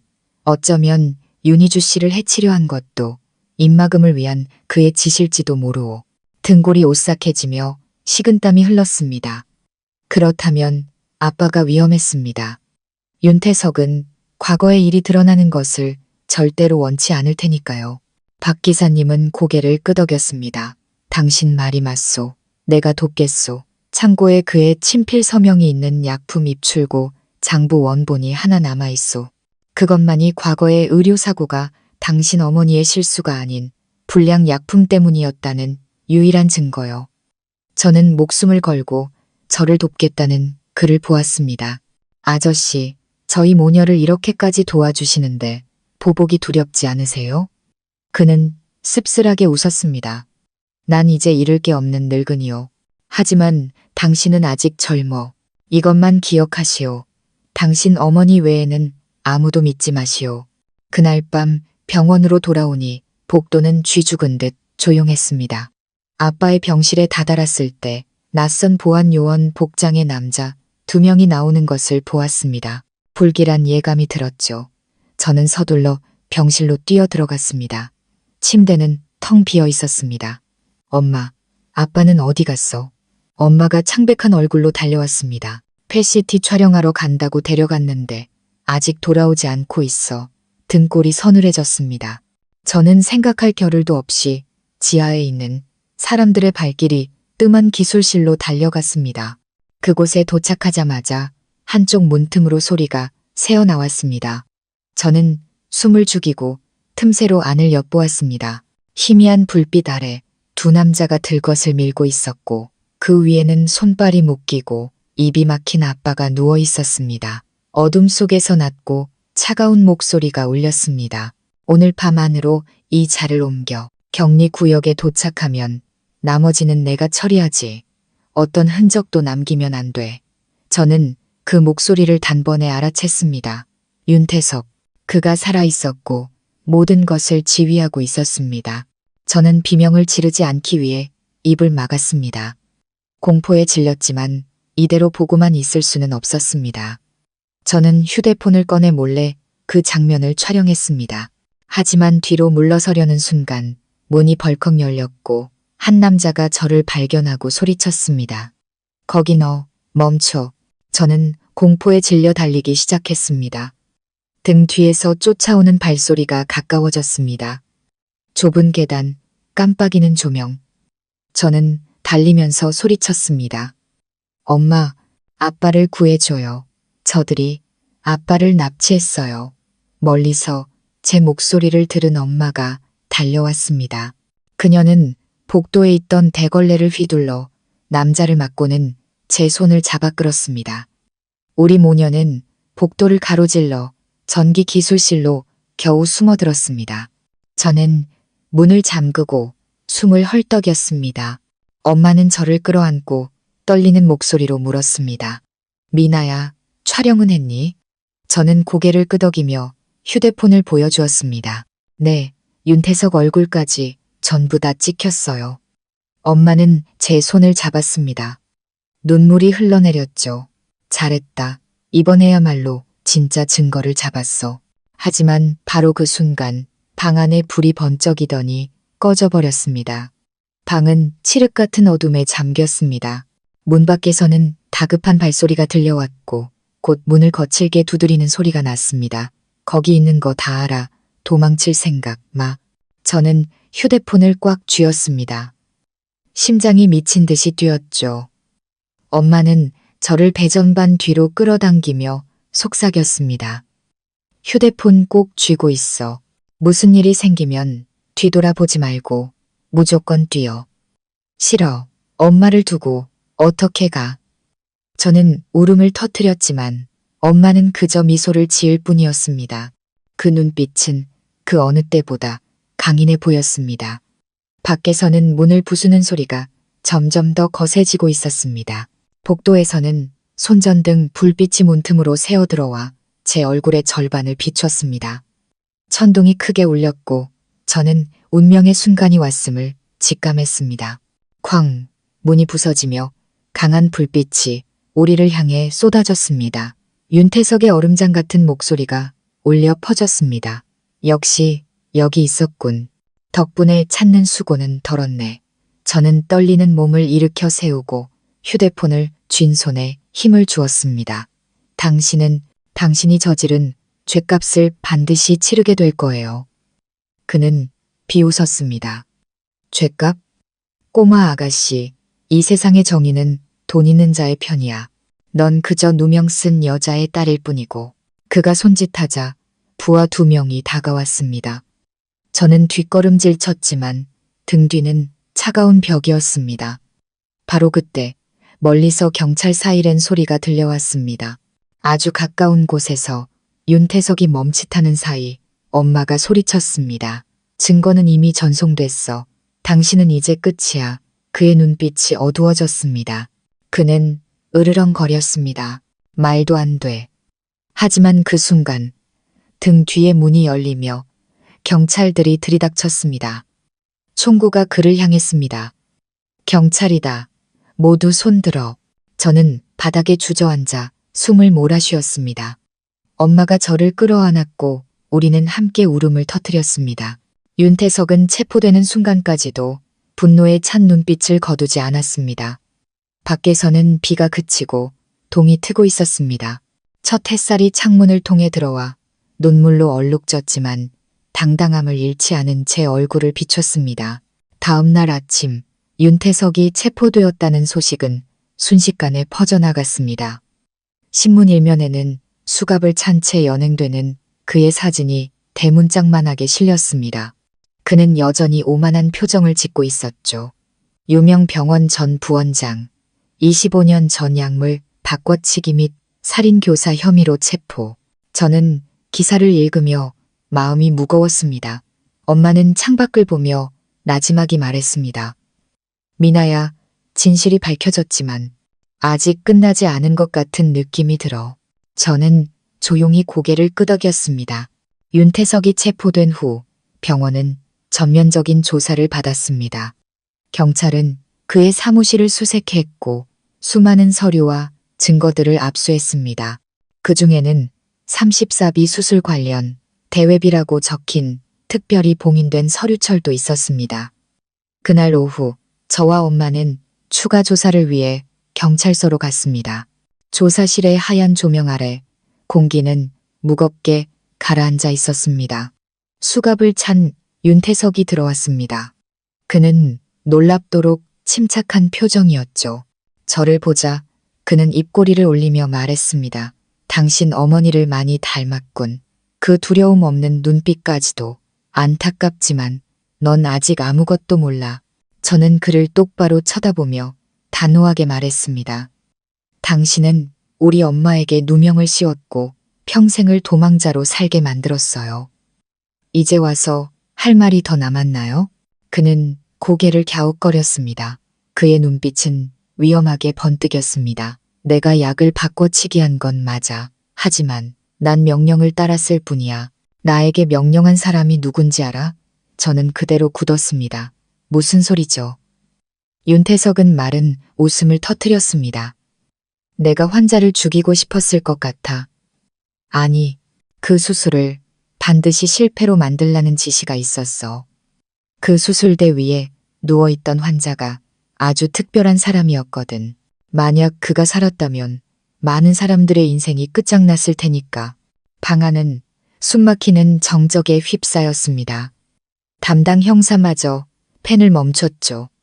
저는 떨리는 목소리로 물었습니다. 그 환자가 누구였는데요? 그는 저를 뚫어지게 쳐다보며 천천히 한 글자씩 말했습니다. 네, 친아버지, 최진혁 의사. 저는 숨이 멎는 것 같았습니다. 눈을 깜빡이는 것조차 잊었죠. 무슨 말도 안 되는 소리를. 윤태석은 희미하게 웃으며 말했습니다. 25년 전 그는 큰 사고를 당해 위독한 상태로 실려왔어. 그 수술은 그가 집도한 게 아니라 그가 받던 수술이었지. 하지만 병원의 거대한 비리를 덮기 위해 그들은 환자 기록을 조작해서 그를 다른 사람으로 둔갑시켰어. 그리고 내 어머니 이수진은 희생양으로 선택된 거고 엄마는 벌떡 일어나 소리쳤습니다. 거짓말. 그 해에 최 원장은 멀쩡하게 일하고 있었어요. 윤태석은 비웃었습니다. 정말 확신하나? 사고 이후에 당신 곁으로 돌아온 그 남자가 정말 최진혁이었을까? 공기가 얼어붙었습니다. 저는 엄마를 돌아보았습니다. 엄마의 얼굴은 새하얗게 질려 있었죠. 말도 안 돼. 난 그 사람과 함께 살았어. 내가 모를 리가 없어. 윤태석은 소리내어 웃었습니다. 당신은 그저 최진혁과 똑같이 생긴 남자를 알았을 뿐이야. 그의 병원 기록에는 환자 최진혁이 수술 후 쇼크로 사망했다고 기록되어 있어. 내가 직접 서명했지. 그리고 지금 최진혁이라는 이름으로 사는 그 남자는 병원의 명예를 지키기 위해 선택된 대역일 뿐이야. 저는 소리쳤습니다. 헛소리 마요. 어떻게 사람을 그렇게 바꿀 수가 있어요? 윤태석은 저를 보았습니다. 그의 눈빛은 강철처럼 차가웠습니다. 그렇게 생각해? 성형수술, 신분세탁, 현대의학으로 못할 게 뭐라고 생각해? 네가 아빠라고 부르는 그 남자는 사실 최진혁의 의대 동기이자 동료 의사였을 뿐이야. 전임 원장에게 큰 빚을 져서 최진혁의 역할을 대신하기로 선택된 거지. 엄마는 의자에 주저앉아 두 손으로 얼굴을 감쌌습니다. 눈물이 쏟아져 내렸죠. 저는 뒷걸음질 쳤습니다. 온몸이 떨렸습니다. 만약 그게 사실이라면 나를 구해준 사람, 내 앞에서 무릎 꿇었던 사람, 지난 며칠간 내가 아빠라고 불렀던 그 남자가 내 친아버지가 아니란 말인가. 형사가 그의 말을 끊었습니다. 윤태석 씨, 당신의 주장을 뒷받침할 증거가 있습니까? 그는 비웃으며 주머니에서 낡은 종이 조각을 꺼냈습니다. 대외비, 서류철 안에 진짜 최진혁과 지금의 가짜 최진혁, 두 사람의 지문 기록이 들어있소. DNA 대조를 해보면 내 말이 사실이라는 걸 알게 될 거요. 경찰은 즉시 서류를 압수했습니다. 저는 그대로 얼어붙어 있었습니다. 모든 감정이 산산조각 났습니다. 엄마는 흐느꼈습니다. 세상에, 그럼 난 25년 동안 낯선 사람과 함께 살았단 말인가? 저는 할 말을 잃었습니다. 조사실의 시계 소리가 유난히 크게 들렸습니다. 조사가 끝나고 우리는 밖으로 나올 수 있었습니다. 저는 감각 없는 다리로 엄마를 부축하며 걸었습니다. 병원으로 돌아가는 택시 안에서 갑자기 비가 쏟아졌습니다. 저는 창밖을 보며 떨리는 목소리로 말했습니다. 엄마, 만약 저 사람 말이 사실이라면 내 진짜 아빠는 25년 전에 이미 돌아가신 거야. 엄마는 울먹였습니다. 미나야, 믿을 수가 없구나. 하지만 DNA 검사를 해보는 수밖에 없어. 만약 정말 그렇다면 엄마는 더 이상 말을 잇지 못했습니다. 저는 엄마의 손을 꽉 잡았습니다. 제 머릿속에는 항상 온화하고 다정했던 엄마에게 무릎 꿇고 용서를 빌었던 우리 모녀를 위해 자신의 모든 것을 희생하려 했던 그 남자의 모습이 떠올랐습니다. 그가 누구이든 그는 제가 존경하는 아버지였습니다. 하지만 저는 진실을 알아야만 했습니다. 그날 밤 저는 몰래 최 원장의 머리카락을 채취해 사설 유전자 검사 기관에 의뢰했습니다. 3일 후 결과가 도착했습니다. 종이 위에는 선명하게 인쇄되어 있었습니다. 박미나의 DNA 샘플과 불일치, 친자관계 성립 안 됨. 저는 그대로 얼어붙었습니다. 손이 떨리고 심장이 멎는 것 같았죠. 온몸이 텅 빈 허공으로 떨어지는 기분이었습니다. 결과를 읽은 엄마는 주저앉아 울음을 터뜨렸습니다. 그럼 그 사람은 진혁 씨가 아니었어. 저는 목이 메어 말했습니다. 하지만 엄마, 그분은 엄마를 사랑했고 나를 아껴줬어. 그분 잘못은 아니야. 엄마는 고개를 끄덕였습니다. 아니, 그 사람도 더 거대한 게임의 희생자였을 뿐이야. 같은 날 오후 병원이 소란스러워졌습니다. 누군가 소리쳤습니다. 최진혁 원장님이 사라지셨어요. 병실은 텅 비어 있었습니다. 저는 황급히 달려갔습니다. 문은 열려 있었고 침대는 비어 있었습니다. 테이블 위에는 편지 한 통만이 놓여 있었습니다. 익숙한 필체였죠. 미나, 수진 씨에게, 두 사람에게 미안하오. 무덤까지 가져갈 수 없는 비밀이 있기에 이렇게 떠나오. 내가 진짜 최진혁이 아니라는 사실을 알고 있었소. 하지만 두 사람을 향한 내 마음은 진심이었소. 나를 찾지 마시오. 부디 행복하게 살아가시오. 그리고 용서하시오. 최진혁이라는 이름으로 살았던 남자가. 저는 떨리는 손으로 한 줄 한 줄 편지를 읽었습니다. 눈물이 멈추지 않았죠. 엄마는 테이블에 엎드려 오열했습니다. 저는 편지를 내려다보다 창밖을 보았습니다. 비는 다시 세차게 쏟아지고 있었습니다. 제 마음속에는 고통과 연민 그리고 이상한 예감이 뒤섞여 피어올랐습니다. 그 남자는 아직 이 세상을 완전히 떠나지 않았을 것이라고. 편지 아래 작은 핏자국 하나가 번져 마치 남겨진 흔적처럼 문 밖으로 이어져 있었기 때문입니다. 저는 병원 복도 밖으로 이어진 작은 핏자국 앞에 멍하니 서 있었습니다. 비는 여전히 지붕을 두드렸고 깜빡이는 형광등 불빛은 으스스한 분위기를 자아냈습니다. 엄마가 제 어깨를 붙잡고 떨리는 목소리로 말했습니다. 미나야, 경비 아저씨 부르자. 섣불리 따라가면 안 돼. 저는 고개를 저었습니다. 심장이 세차게 뛰었죠. 아니, 엄마. 그분은 멀리 가지 않았을 거야. 단 한마디라도 좋으니 꼭 만나서 물어봐야겠어. 저는 몸을 숙여 바닥에 희미한 핏자국을 따라갔습니다. 흔적은 사람들의 발길이 뜸한 낡은 창고 뒤편으로 이어져 있었습니다. 어둡고 축축한 그곳은 찬 바람이 불어왔고 낡은 철문이 삐걱거리는 소리가 섬뜩하게 들렸습니다. 제가 문을 밀자 안에서 희미한 노란 불빛이 새어 나왔습니다. 벽에 기댄 채 앉아있는 한 남자의 모습이 보였습니다. 흰 셔츠는 피로 젖어 있었죠. 그는 고개를 들어 저를 보았습니다. 익숙하고 다정한 하지만 몹시 지쳐 보이는 눈빛이었습니다. 미나야, 그의 목소리는 쉬어 있었고 힘이 없었죠. 결국 여기까지 찾아왔구나. 저는 달려가며 눈물을 쏟았습니다. 아빠, 왜 숨어 계신 거예요? 윤태석이 한 말 다 들었어요. 아빠가 진짜 최진혁이 아니라는 거. 그는 희미하게 고개를 끄덕였습니다. 눈빛이 아득해졌죠. 그래, 이제 더는 부정할 수 없겠지. 난 최진혁이 아니라 그의 의대 동기이자 가장 친한 친구였던 김민준이다. 저는 그대로 멈춰섰습니다. 그럼 25년 전 그날 도대체 무슨 일이 있었던 거예요? 김민준 씨는 깊은 한숨을 쉬었습니다. 목이 맨 목소리였죠. 그의 진짜 진혁이는 실험실 폭발 사고로 큰 부상을 입었다. 응급실로 실려왔고 내가 수술을 맡게 되었지. 그런데 수술을 시작하려는 순간 윤태석이 뛰어들어와 이 환자를 살리면 안 된다고 했어. 당시 원장이었던 윤희주의 아버지가 내린 명령이라면서 그들이 연루된 의료기기, 비리 사건의 증거를 없애기 위해 마취제를 과다 투여해서 진혁이를 수술대 위에서 죽이라고 협박했지. 저는 할 말을 잃고 뒷걸음질 쳤습니다. 세상에, 그는 말을 이었습니다.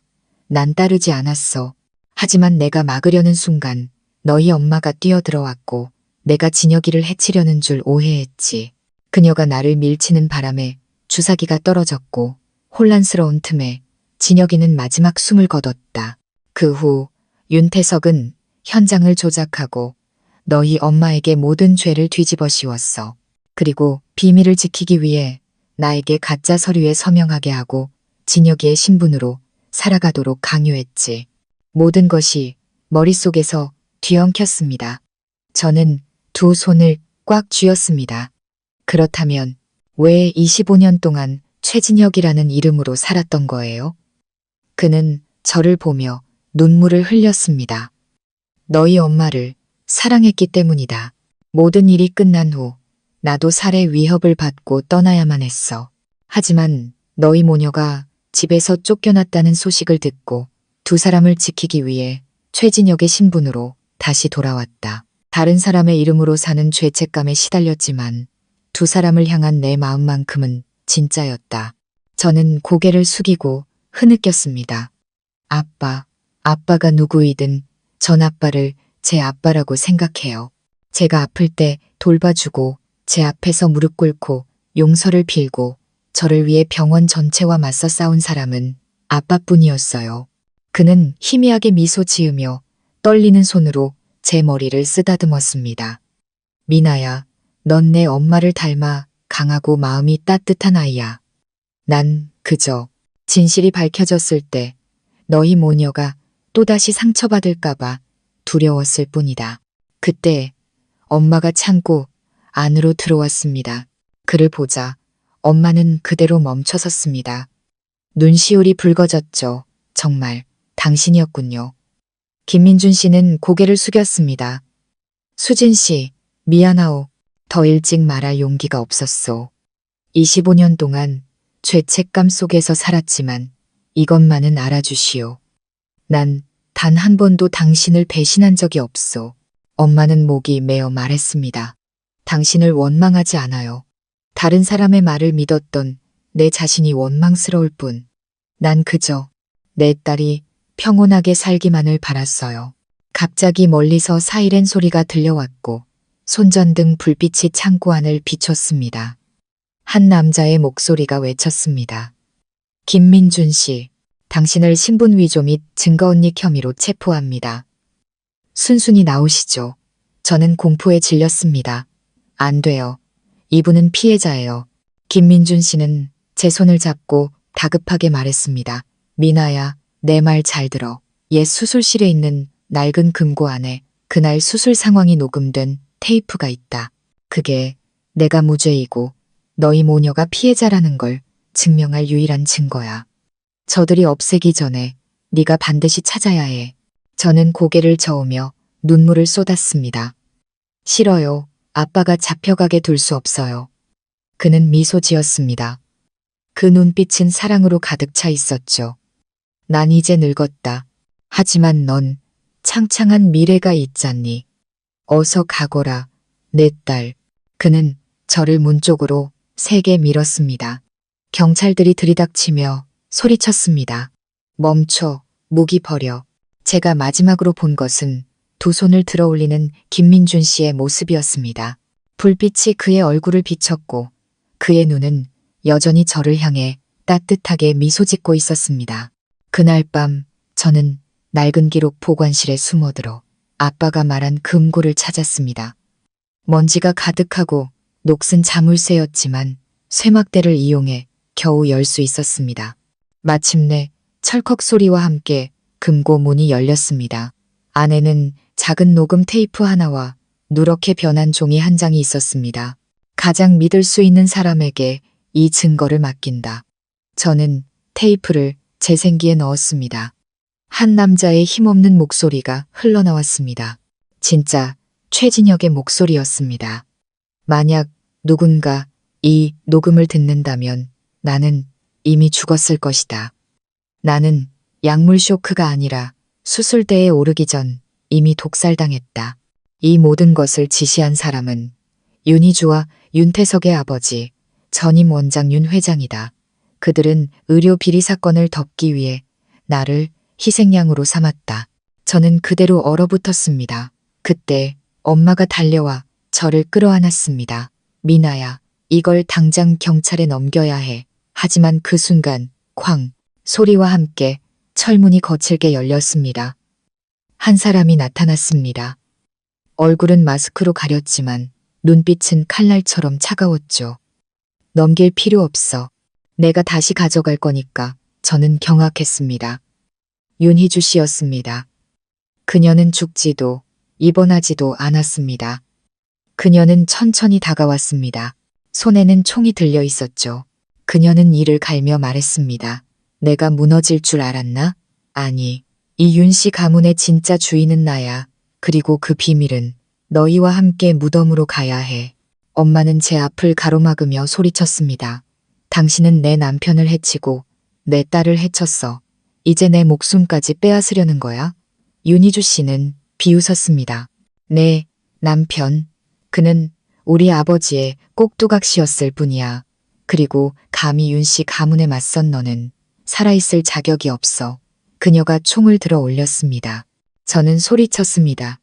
엄마, 피해요. 탕. 총성이 울리고 공기가 멈췄습니다. 엄마가 쓰러졌습니다. 붉은 피가 셔츠를 적셨죠. 저는 비명을 지르며 엄마를 끌어안았습니다. 윤희주 씨는 미친 듯이 웃고 있었습니다. 하지만 그녀의 등 뒤로 강한 헤드라이트 불빛이 비쳤습니다. 경찰이 건물을 포위한 것입니다. 확성기 소리가 울렸습니다. 총 버려. 윤희주, 넌 포위됐다. 그녀는 고개를 돌리며 씁쓸하게 웃었습니다. 나를 잡을 수 있을 것 같아. 그리고 다시 한번 방아쇠를 당겼지만 딸깍하는 빈소리만 났습니다. 경찰들이 들이닥쳐 그녀를 제압했습니다. 저는 엄마를 끌어안고 울부짖었습니다. 엄마, 정신 차려요.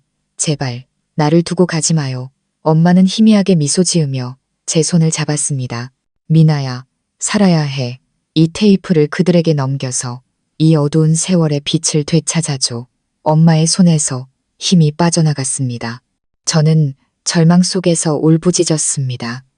깜빡이는 경광등, 요란한 사이렌, 그리고 분노를 토해내듯 쏟아지는 빗 속에서 그날 밤 하늘에 구멍이 뚫린 듯 비가 쏟아졌고 구급차 사이렌 소리가 병원 전체를 울렸습니다. 저는 엄마의 침대 곁에 주저앉아 있었습니다. 점점 차가워지는 엄마의 손, 희미해지는 숨결. 저는 울면서 엄마를 흔들었습니다. 엄마, 제발, 눈 좀 떠봐요. 아직 할 이야기가 많잖아요. 엄마. 하지만 엄마의 눈은 조용히 감겼습니다. 얼굴은 놀랍도록 평온했지만 하얀 시트를 적신 붉은 피는 너무나 선명했습니다. 저는 온 세상이 무너지는 것 같은 절망감의 비명을 질렀습니다. 의료진이 달려와 심폐소생술을 시도했지만 모든 것이 너무 늦어버렸습니다. 밖에서는 경찰이 윤희주 씨를 연행하고 있었습니다. 피 묻은 가운을 입은 그녀의 얼굴은 강철처럼 차가웠습니다. 제 옆을 지나갈 때 그녀는 잠시 멈춰서서 저를 내려다보며 입꼬리를 비틀었습니다. 죽었어야 할 사람은 내 엄마가 아니라 너였어. 저는 벌떡 일어나 울부짖었습니다. 당신은 죗값을 치르게 될 거야. 죽어서도 용서받지 못할 거라고. 그녀는 그저 비웃을 뿐이었습니다. 모든 것을 잃은 사람처럼 텅 빈 눈빛으로 경찰차 문이 닫히고 차는 빗속으로 사라졌습니다. 사흘 후 엄마의 장례식은 조촐하게 치러졌습니다. 저는 엄마의 영정사진 앞에서 가슴이 찢어지는 듯한 고통을 느꼈습니다. 제 곁에는 김민준 씨, 최진혁이라는 이름으로 살았던 아빠가 서 있었습니다. 그는 흰 국화한 다발을 올려놓으며 나지막이 말했습니다. 수진 씨, 약속 지키겠소. 내 목숨을 걸어서라도 반드시 진실을 밝히겠소. 저는 그를 보며 조용히 눈물을 흘렸습니다. 아빠, 엄마가 이렇게 억울하게 돌아가시게 둘 수 없어요. 녹음 테이프 마지막 부분에 암호가 걸려 있대요.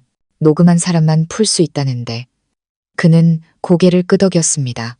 그건 진짜 진혁이가 남긴 거야. 아마 우리가 모르는 또 다른 비밀이 있을지도 몰라. 윤 씨 가문 사람들이 손쓰기 전에 우리가 먼저 찾아내야 해. 그날 오후 저는 증거물이 보관된 경찰서로 향했습니다. 강 팀장님이 저와 김민준 씨를 기술 분석실로 안내했습니다. 앞부분은 해독했지만 마지막 부분은 3중 음성 잠금 장치가 걸려 있습니다. 특정 주파수 배열을 알아야만 열 수 있습니다. 그런데 데이터에서 이상한 소리가 발견됐습니다. 사람의 심장 박동 소리 같은데 7번 반복됩니다. 심장 박동이 7번. 강 팀장은 고개를 끄덕였습니다. 이게 암호일 가능성이 높습니다. 그리고 이 암호를 알만한 사람은 진짜 최진혁 의사뿐이겠죠. 저는 김민준 씨를 보았습니다. 그는 천천히 입을 열었습니다. 진혁이는 선천성 심장병이 있었어.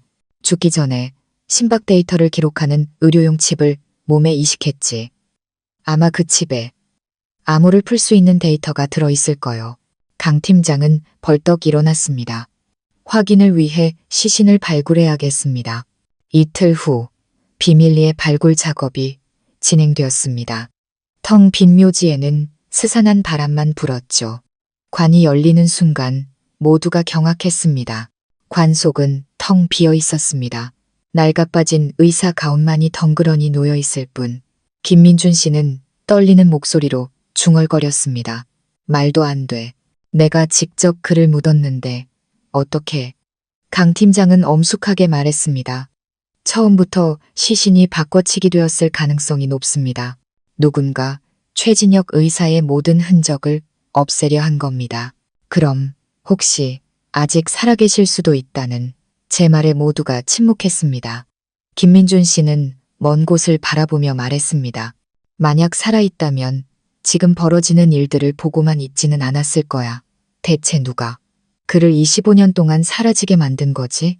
그날 밤 제가 살던 오피스텔 문 앞에 봉투 하나가 놓여 있었습니다. 발신인은 없었고 떨리는 글씨체로 이렇게 적혀 있었습니다.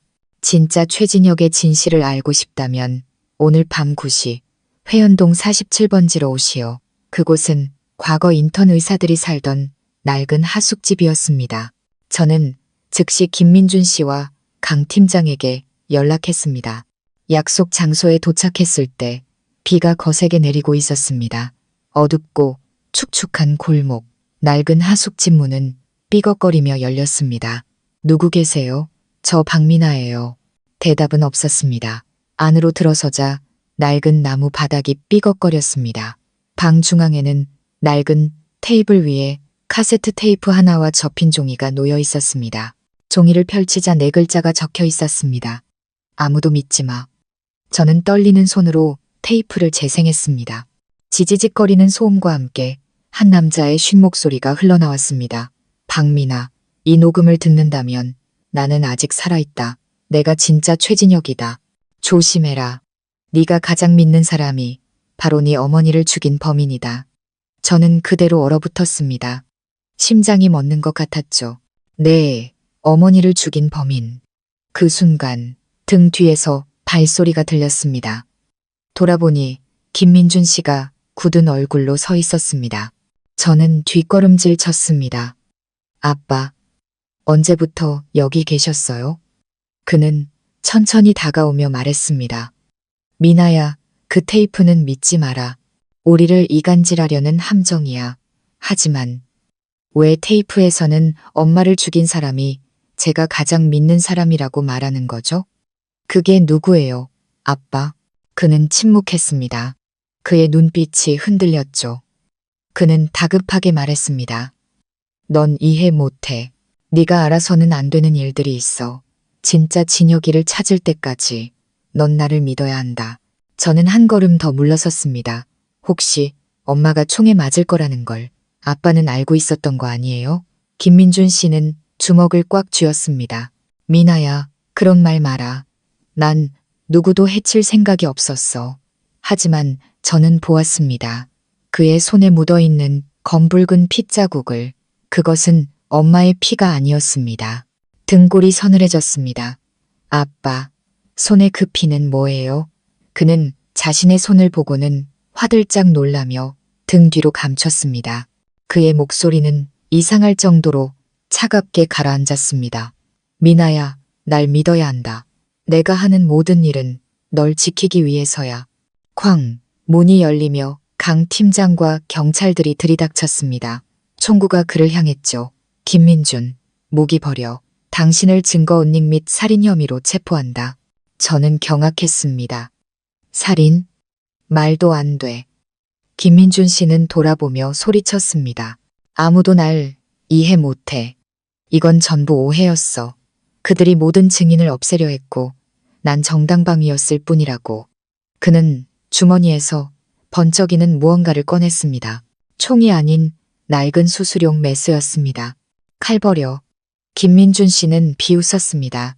빗물과 눈물이 뒤섞여 흘러내렸죠. 당신들은 몰라. 난 너무 오랫동안 다른 사람의 인생을 대신 살아왔어. 이제 끝내야 할 때가 왔어.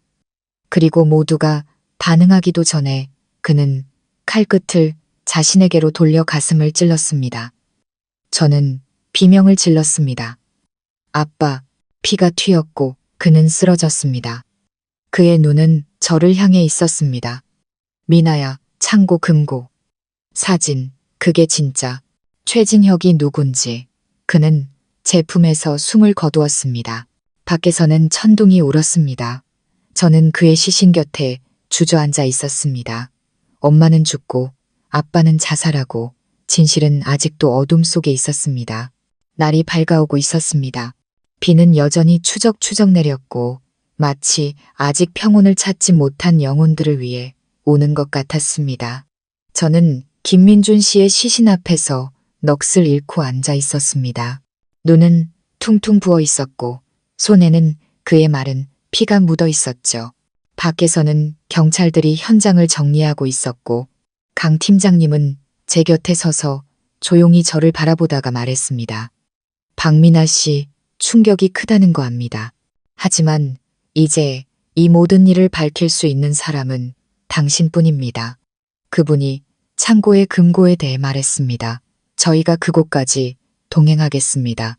저는 눈물을 닦고 고개를 끄덕였습니다. 목소리는 갈라져 힘이 없었죠.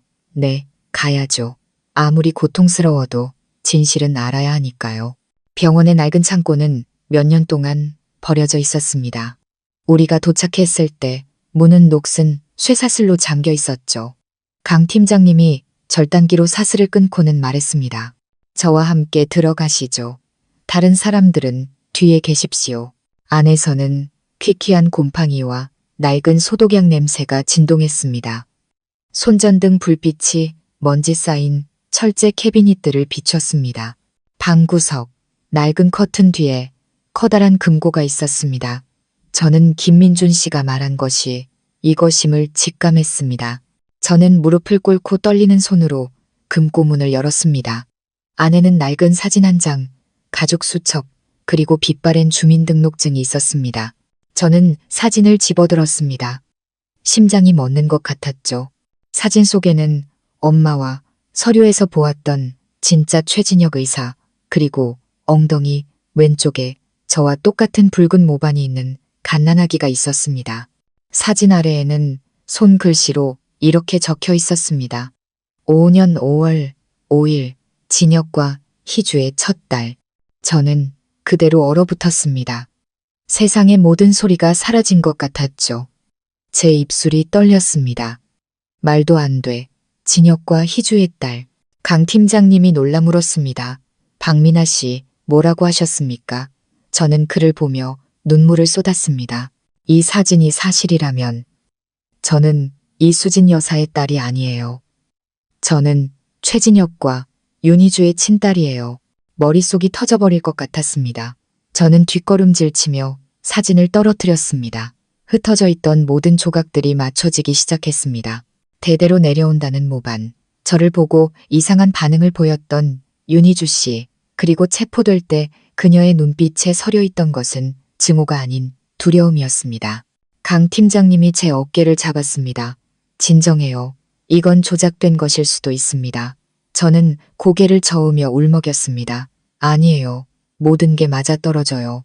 저희 엄마가 저를 데리고 떠났을 때 윤희주 씨는 미숙아를 낳았다고 했어요. 아마 그때 산부인과에서 아이가 바뀌었거나 혹은 그녀가 직접. 우리는 가족 수첩을 펼쳤습니다. 그 안에는 업무 일지 외에 급하게 쓴 듯한 글들이 있었습니다. 5월 5일 아기가 간호사 이수진과 함께 퇴원했다. 그 여자가 우리 아이를 데려가는 사람이라고 했다.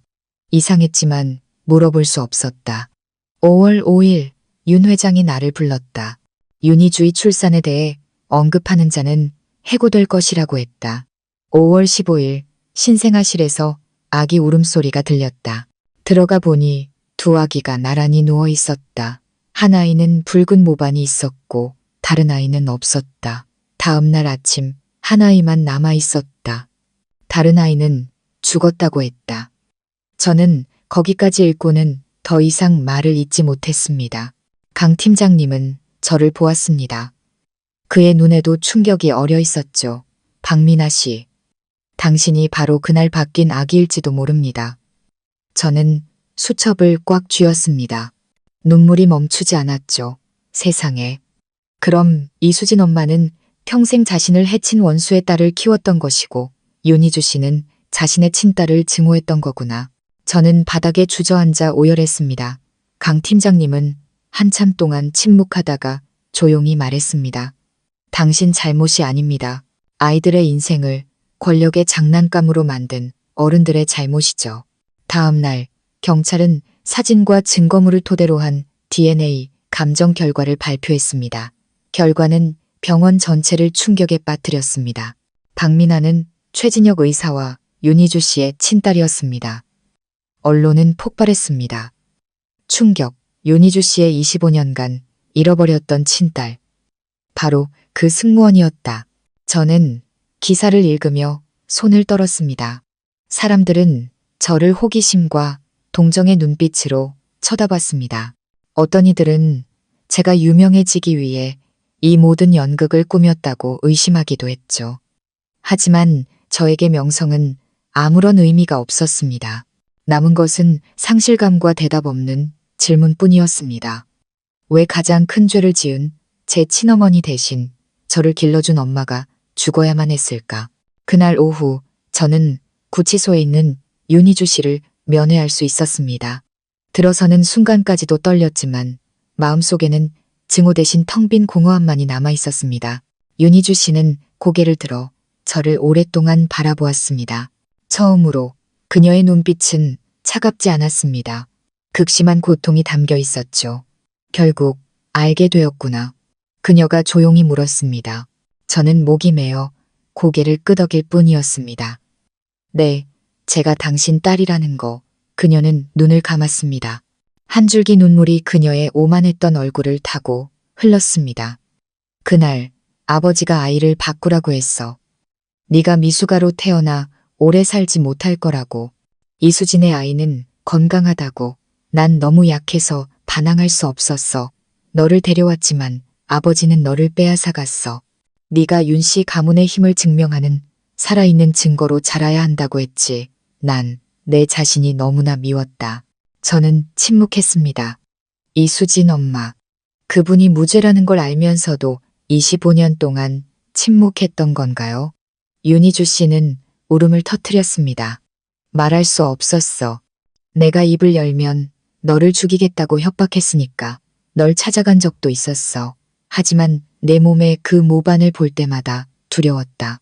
내가 내 인생을 망친 사람이라는 걸 네가 알게 될까봐.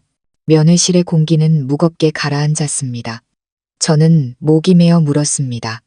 그럼 왜 우리 엄마를 쏜 거예요? 그녀는 제 눈을 똑바로 쳐다보았습니다. 그 눈빛은 절망으로 가득 차 있었죠. 사고였어. 난 그저 녹음 테이프를 뺏기 위해 위협하려 했을 뿐이야. 하지만 손이 떨렸고 내가 실수로 쐈다는 걸 깨달았을 때 나도 그 자리에서 죽고 싶었다.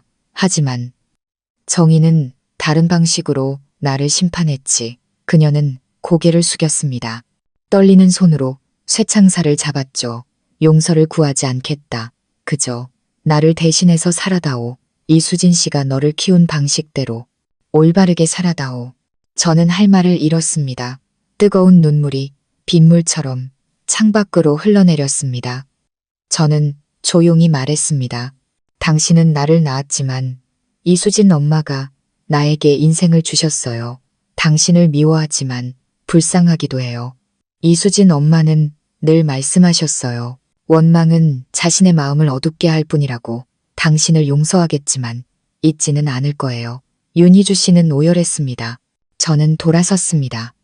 마지막으로 바람처럼 가벼운 한마디를 남기고 저는 제 엄마가 바랐던 방식대로 살아갈 거예요. 구치소를 나왔을 때 비는 그쳐 있었습니다.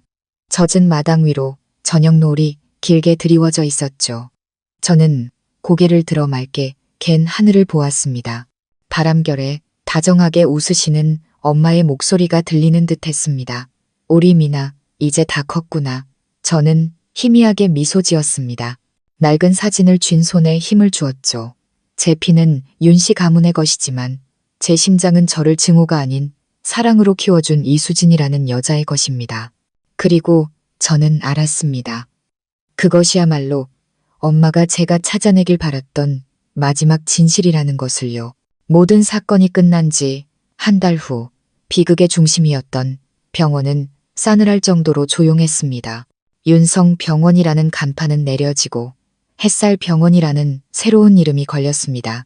그것은 저를 길러준 아빠 김민준 씨가 늘 말했던 이름이었습니다. 빛은 인간이 어둠의 문을 열 용기가 있을 때 비로소 찾아온다고. 저는 병원 정문 앞에 서 있었습니다. 초겨울의 바람이 머리카락을 흩날렸습니다. 총성, 저를 부르던 엄마의 목소리, 윤희주 씨의 고통스러운 눈빛, 그리고 눈을 감기 전 김민준 씨의 따뜻한 미소. 모든 기억이 낡은 필름처럼 머릿속을 스쳐 지나갔습니다. 강 팀장님이 다가왔습니다. 그의 손에는 서류 봉투가 들려 있었죠. 박미나 씨, 법원의 최종 판결입니다. 윤희주 씨는 무기징역을 선고받았지만 자백을 참작하여 일부 감형되었습니다. 윤 씨 가문의 모든 재산은 몰수되어 공공의료기금으로 전환됩니다. 그리고 당신은, 그는 잠시 말을 멈추고 저를 깊이 바라보았습니다. 윤 씨 가문의 마지막 합법적 상속인입니다. 저는 씁쓸하게 웃었습니다. 상속인이요? 수많은 사람을 죽음으로 몰고 한 가정을 파탄낸 그 이름을요? 저는 아무것도 원하지 않아요. 강 팀장님은 조용히 말했습니다. 그 가문을 미워할 수는 있습니다. 하지만 그 이야기의 결말을 다시 쓸 수 있는 선택권도 당신에게 있습니다. 누구도 다른 사람의 죄를 짊어지고 태어나진 않습니다. 무슨 말인지 알죠? 저는 그를 돌아보았습니다. 그의 말이 맞았습니다. 하지만 저는 두려웠습니다. 이곳에 남으면 저 역시 그들처럼 차갑고 계산적인 사람이 되어버릴까봐. 그는 희미하게 미소 지었습니다. 그렇다면 이곳이 다시 과거로 돌아가지 않도록 지켜주는 건 어떻습니까? 그날 오후, 저는 이수진 엄마가 살던 낡은 집으로 돌아갔습니다. 여전히 은은한 목련 향기가 났고 창문 커튼이 바람에 가볍게 흔들렸습니다. 방 안의 모든 것은 그대로였습니다. 엄마의 사진이 놓인 제사상에 향을 피우며 조용히 말했습니다. 엄마, 이제 모든 걸 알았어요. 엄마는 이제 안 계시지만 왜 항상 용서가 가장 고귀한 삶의 방식이라고 가르쳐 주셨는지 이제는 알 것 같아요. 저는 무릎을 꿇고 눈물을 흘렸습니다. 엄마도 아빠도 없지만 저에겐 추억과 엄마가 남겨주신 가르침이 있어요. 그 모든 것들이 헛되지 않게 할게요. 저는 주머니에서 낡은 사진을 꺼내 엄마의 영정사진 옆에 놓았습니다. 그 사진은 이제 두세 개를 잇는 다리가 되었습니다. 저를 낳아준 사람과 저를 사람으로 만들어준 사람. 그날 밤 저는 오랫동안 그곳에 앉아 있었습니다. 바람이 커튼을 흔들었고 피어오르는 향 연기 속에서 엄마가 제 곁에 앉아 머리를 쓰다듬어 주시는 것 같았습니다. 미나야, 빛처럼 살아가렴. 너무 눈부실 필요는 없어. 다른 사람의 길을 비춰줄 수 있을 만큼이면 충분하단다. 다음 날 아침, 저는 교도소로 이송되기 전 마지막으로 윤희주 씨를 찾아갔습니다. 그녀는 수척했지만 눈빛은 이전보다 한결 편안해 보였습니다. 미나야, 나를 배웅하러 왔구나. 저는 조용히 고개를 끄덕였습니다. 네, 그리고 작별 인사를 하러요. 그녀는 슬프게 미소 지었습니다. 네가 날 평생 용서하지 않을 거라는 거 알아. 저는 그녀를 오랫동안 바라보다가 나지막이 대답했습니다. 아니요, 저는 이미 용서했어요. 이수진 엄마가 가르쳐 주셨어요. 원망은 짐이 될 뿐이라고. 저는 복수를 위해서가 아니라 모든 증오를 끝내기 위해 살고 싶어요. 하지만 저는 말을 멈췄습니다. 눈물이 차올랐죠. 당신, 단 한 번이라도 저를 진심으로 사랑한 적이 있나요? 윤희주 씨는 그대로 굳었습니다. 그녀의 눈에 눈물이 고였습니다. 널 낳은 그날부터 난 너를 잃었다. 평생을 권력과 명예, 그리고 복수에 대한 두려움 속에서 미친 듯이 살았지. 하지만 그날 내 양어머니의 시신 곁에서 네가 우는 모습을 봤을 때 깨달았어. 모성애는 핏줄이 아니라 심장에 있다는 걸. 만약 다음 생이 있다면 단 한 번만이라도 너를 안아보고 내 딸 미나라고 불러보고 싶구나. 저는 울음을 터뜨렸습니다. 그녀의 눈물 한 방울이 제 눈물과 섞여 차가운 테이블 위로 떨어졌습니다.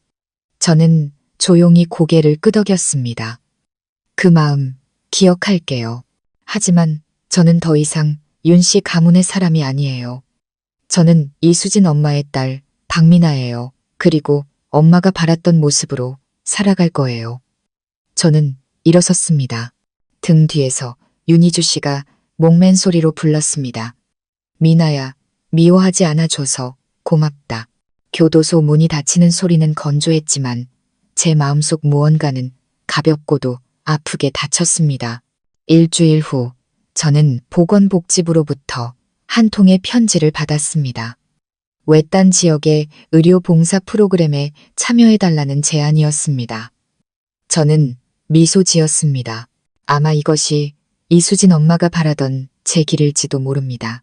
엄마처럼 의사가 되지는 못했지만 여전히 제 손과 마음으로 사람들을 돕는 삶. 짐을 싸던 아침, 낯선 번호로 문자가 왔습니다. 김민준 씨의 낡은 여행 가방 안의 상자를 열어보세요. 그분이 당신에게 남긴 것이 있을 겁니다. 저는 급히 옷장을 열어 아빠가 남긴 낡은 가방을 꺼냈습니다. 안에는 낡은 손목시계와 접힌 종이 한 장이 있었습니다. 미나야, 이 글을 읽는다면 나는 이제 편히 쉴 수 있겠구나. 내가 빛을 선택할 거라는 걸 알고 있었다. 이 시계는 내가 가장 존경했던 친구, 진짜 최진혁의 것이다. 25년 동안 간직하다가 이제 너에게 남긴다. 시계 뒷면에는 내가 평생 열어볼 용기가 없었던 것이 있다. 네가 진정으로 준비되었을 때 열어보거라. 저는 조심스럽게 시계 뒷면을 돌렸습니다. 안에는 작은 종이 조각이 있었습니다. 가느다란 글씨체로 이렇게 적혀 있었죠. 세상에서 가장 소중한 것이 무엇이냐 묻는다면 그것은 진실이 아니라 함이다. 저는 그대로 앉아 눈물을 흘렸습니다. 그 소박한 한마디가 제 마음속에 남은 모든 증오를 씻어내는 것 같았습니다. 저는 미소 지으며 시계를 꽉 쥐고 속삭였습니다. 감사합니다. 모든 분들께. 그날 오후 저는 새로운 비행기에 올랐습니다. 더 이상 화려한 국제선 승무원이 아닌 의료품을 싣고 가난한 시골 마을로 향하는 사람이 되어 비행기가 이륙할 때 창밖으로 붉게 물든 노을이 하늘을 덮고 있었습니다. 그 속에서 이수진 엄마, 김민준 아빠, 그리고 윤희주 씨의 모습이 모두 미소 짓고 있는 것 같았습니다. 그들은 각자의 방식으로 제게 한 가르쳐 주었습니다. 진실은 고통스러울 수 있지만 함은 모든 것을 구원한다는 것을. 저는 가슴에 손을 얹었습니다. 제 심장은 여전히 강하게 뛰고 있었죠. 저는 눈을 감고 조용히 말했습니다. 저를 위해 쓰러져간 모든 분들을 위해 저 잘 살아갈게요. 비행기는 구름을 뚫고 나아갔습니다. 그 뒤로 길게 뻗은 빗줄기는 마치 희망과 부활, 그리고 폭풍우가 지난 뒤 용서할 줄 아는 한 사람의 마음처럼 반짝이고 있었습니다. 모든 폭풍이 지나간 지 2년, 제 삶은 그 어느 때보다 평온해졌습니다.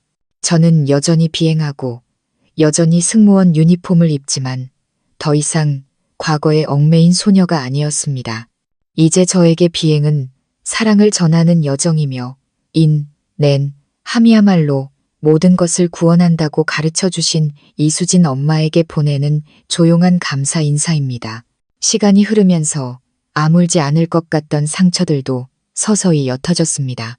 엄마는 도시 외곽의 작은 공원묘지에 잠들어 계시고 그 곁에는 김민준 아빠의 묘가 나란히 있습니다. 주말마다 저는 흰 국화와 향을 들고 두 분을 찾아갑니다. 제가 다녀온 곳들, 제가 도운 사람들, 그리고 가난한 환자들의 얼굴에서 보았던 미소에 대해 이야기합니다. 저는 믿습니다. 두 분께서 어딘가에서 저를 보며 미소 짓고 계실 거라고.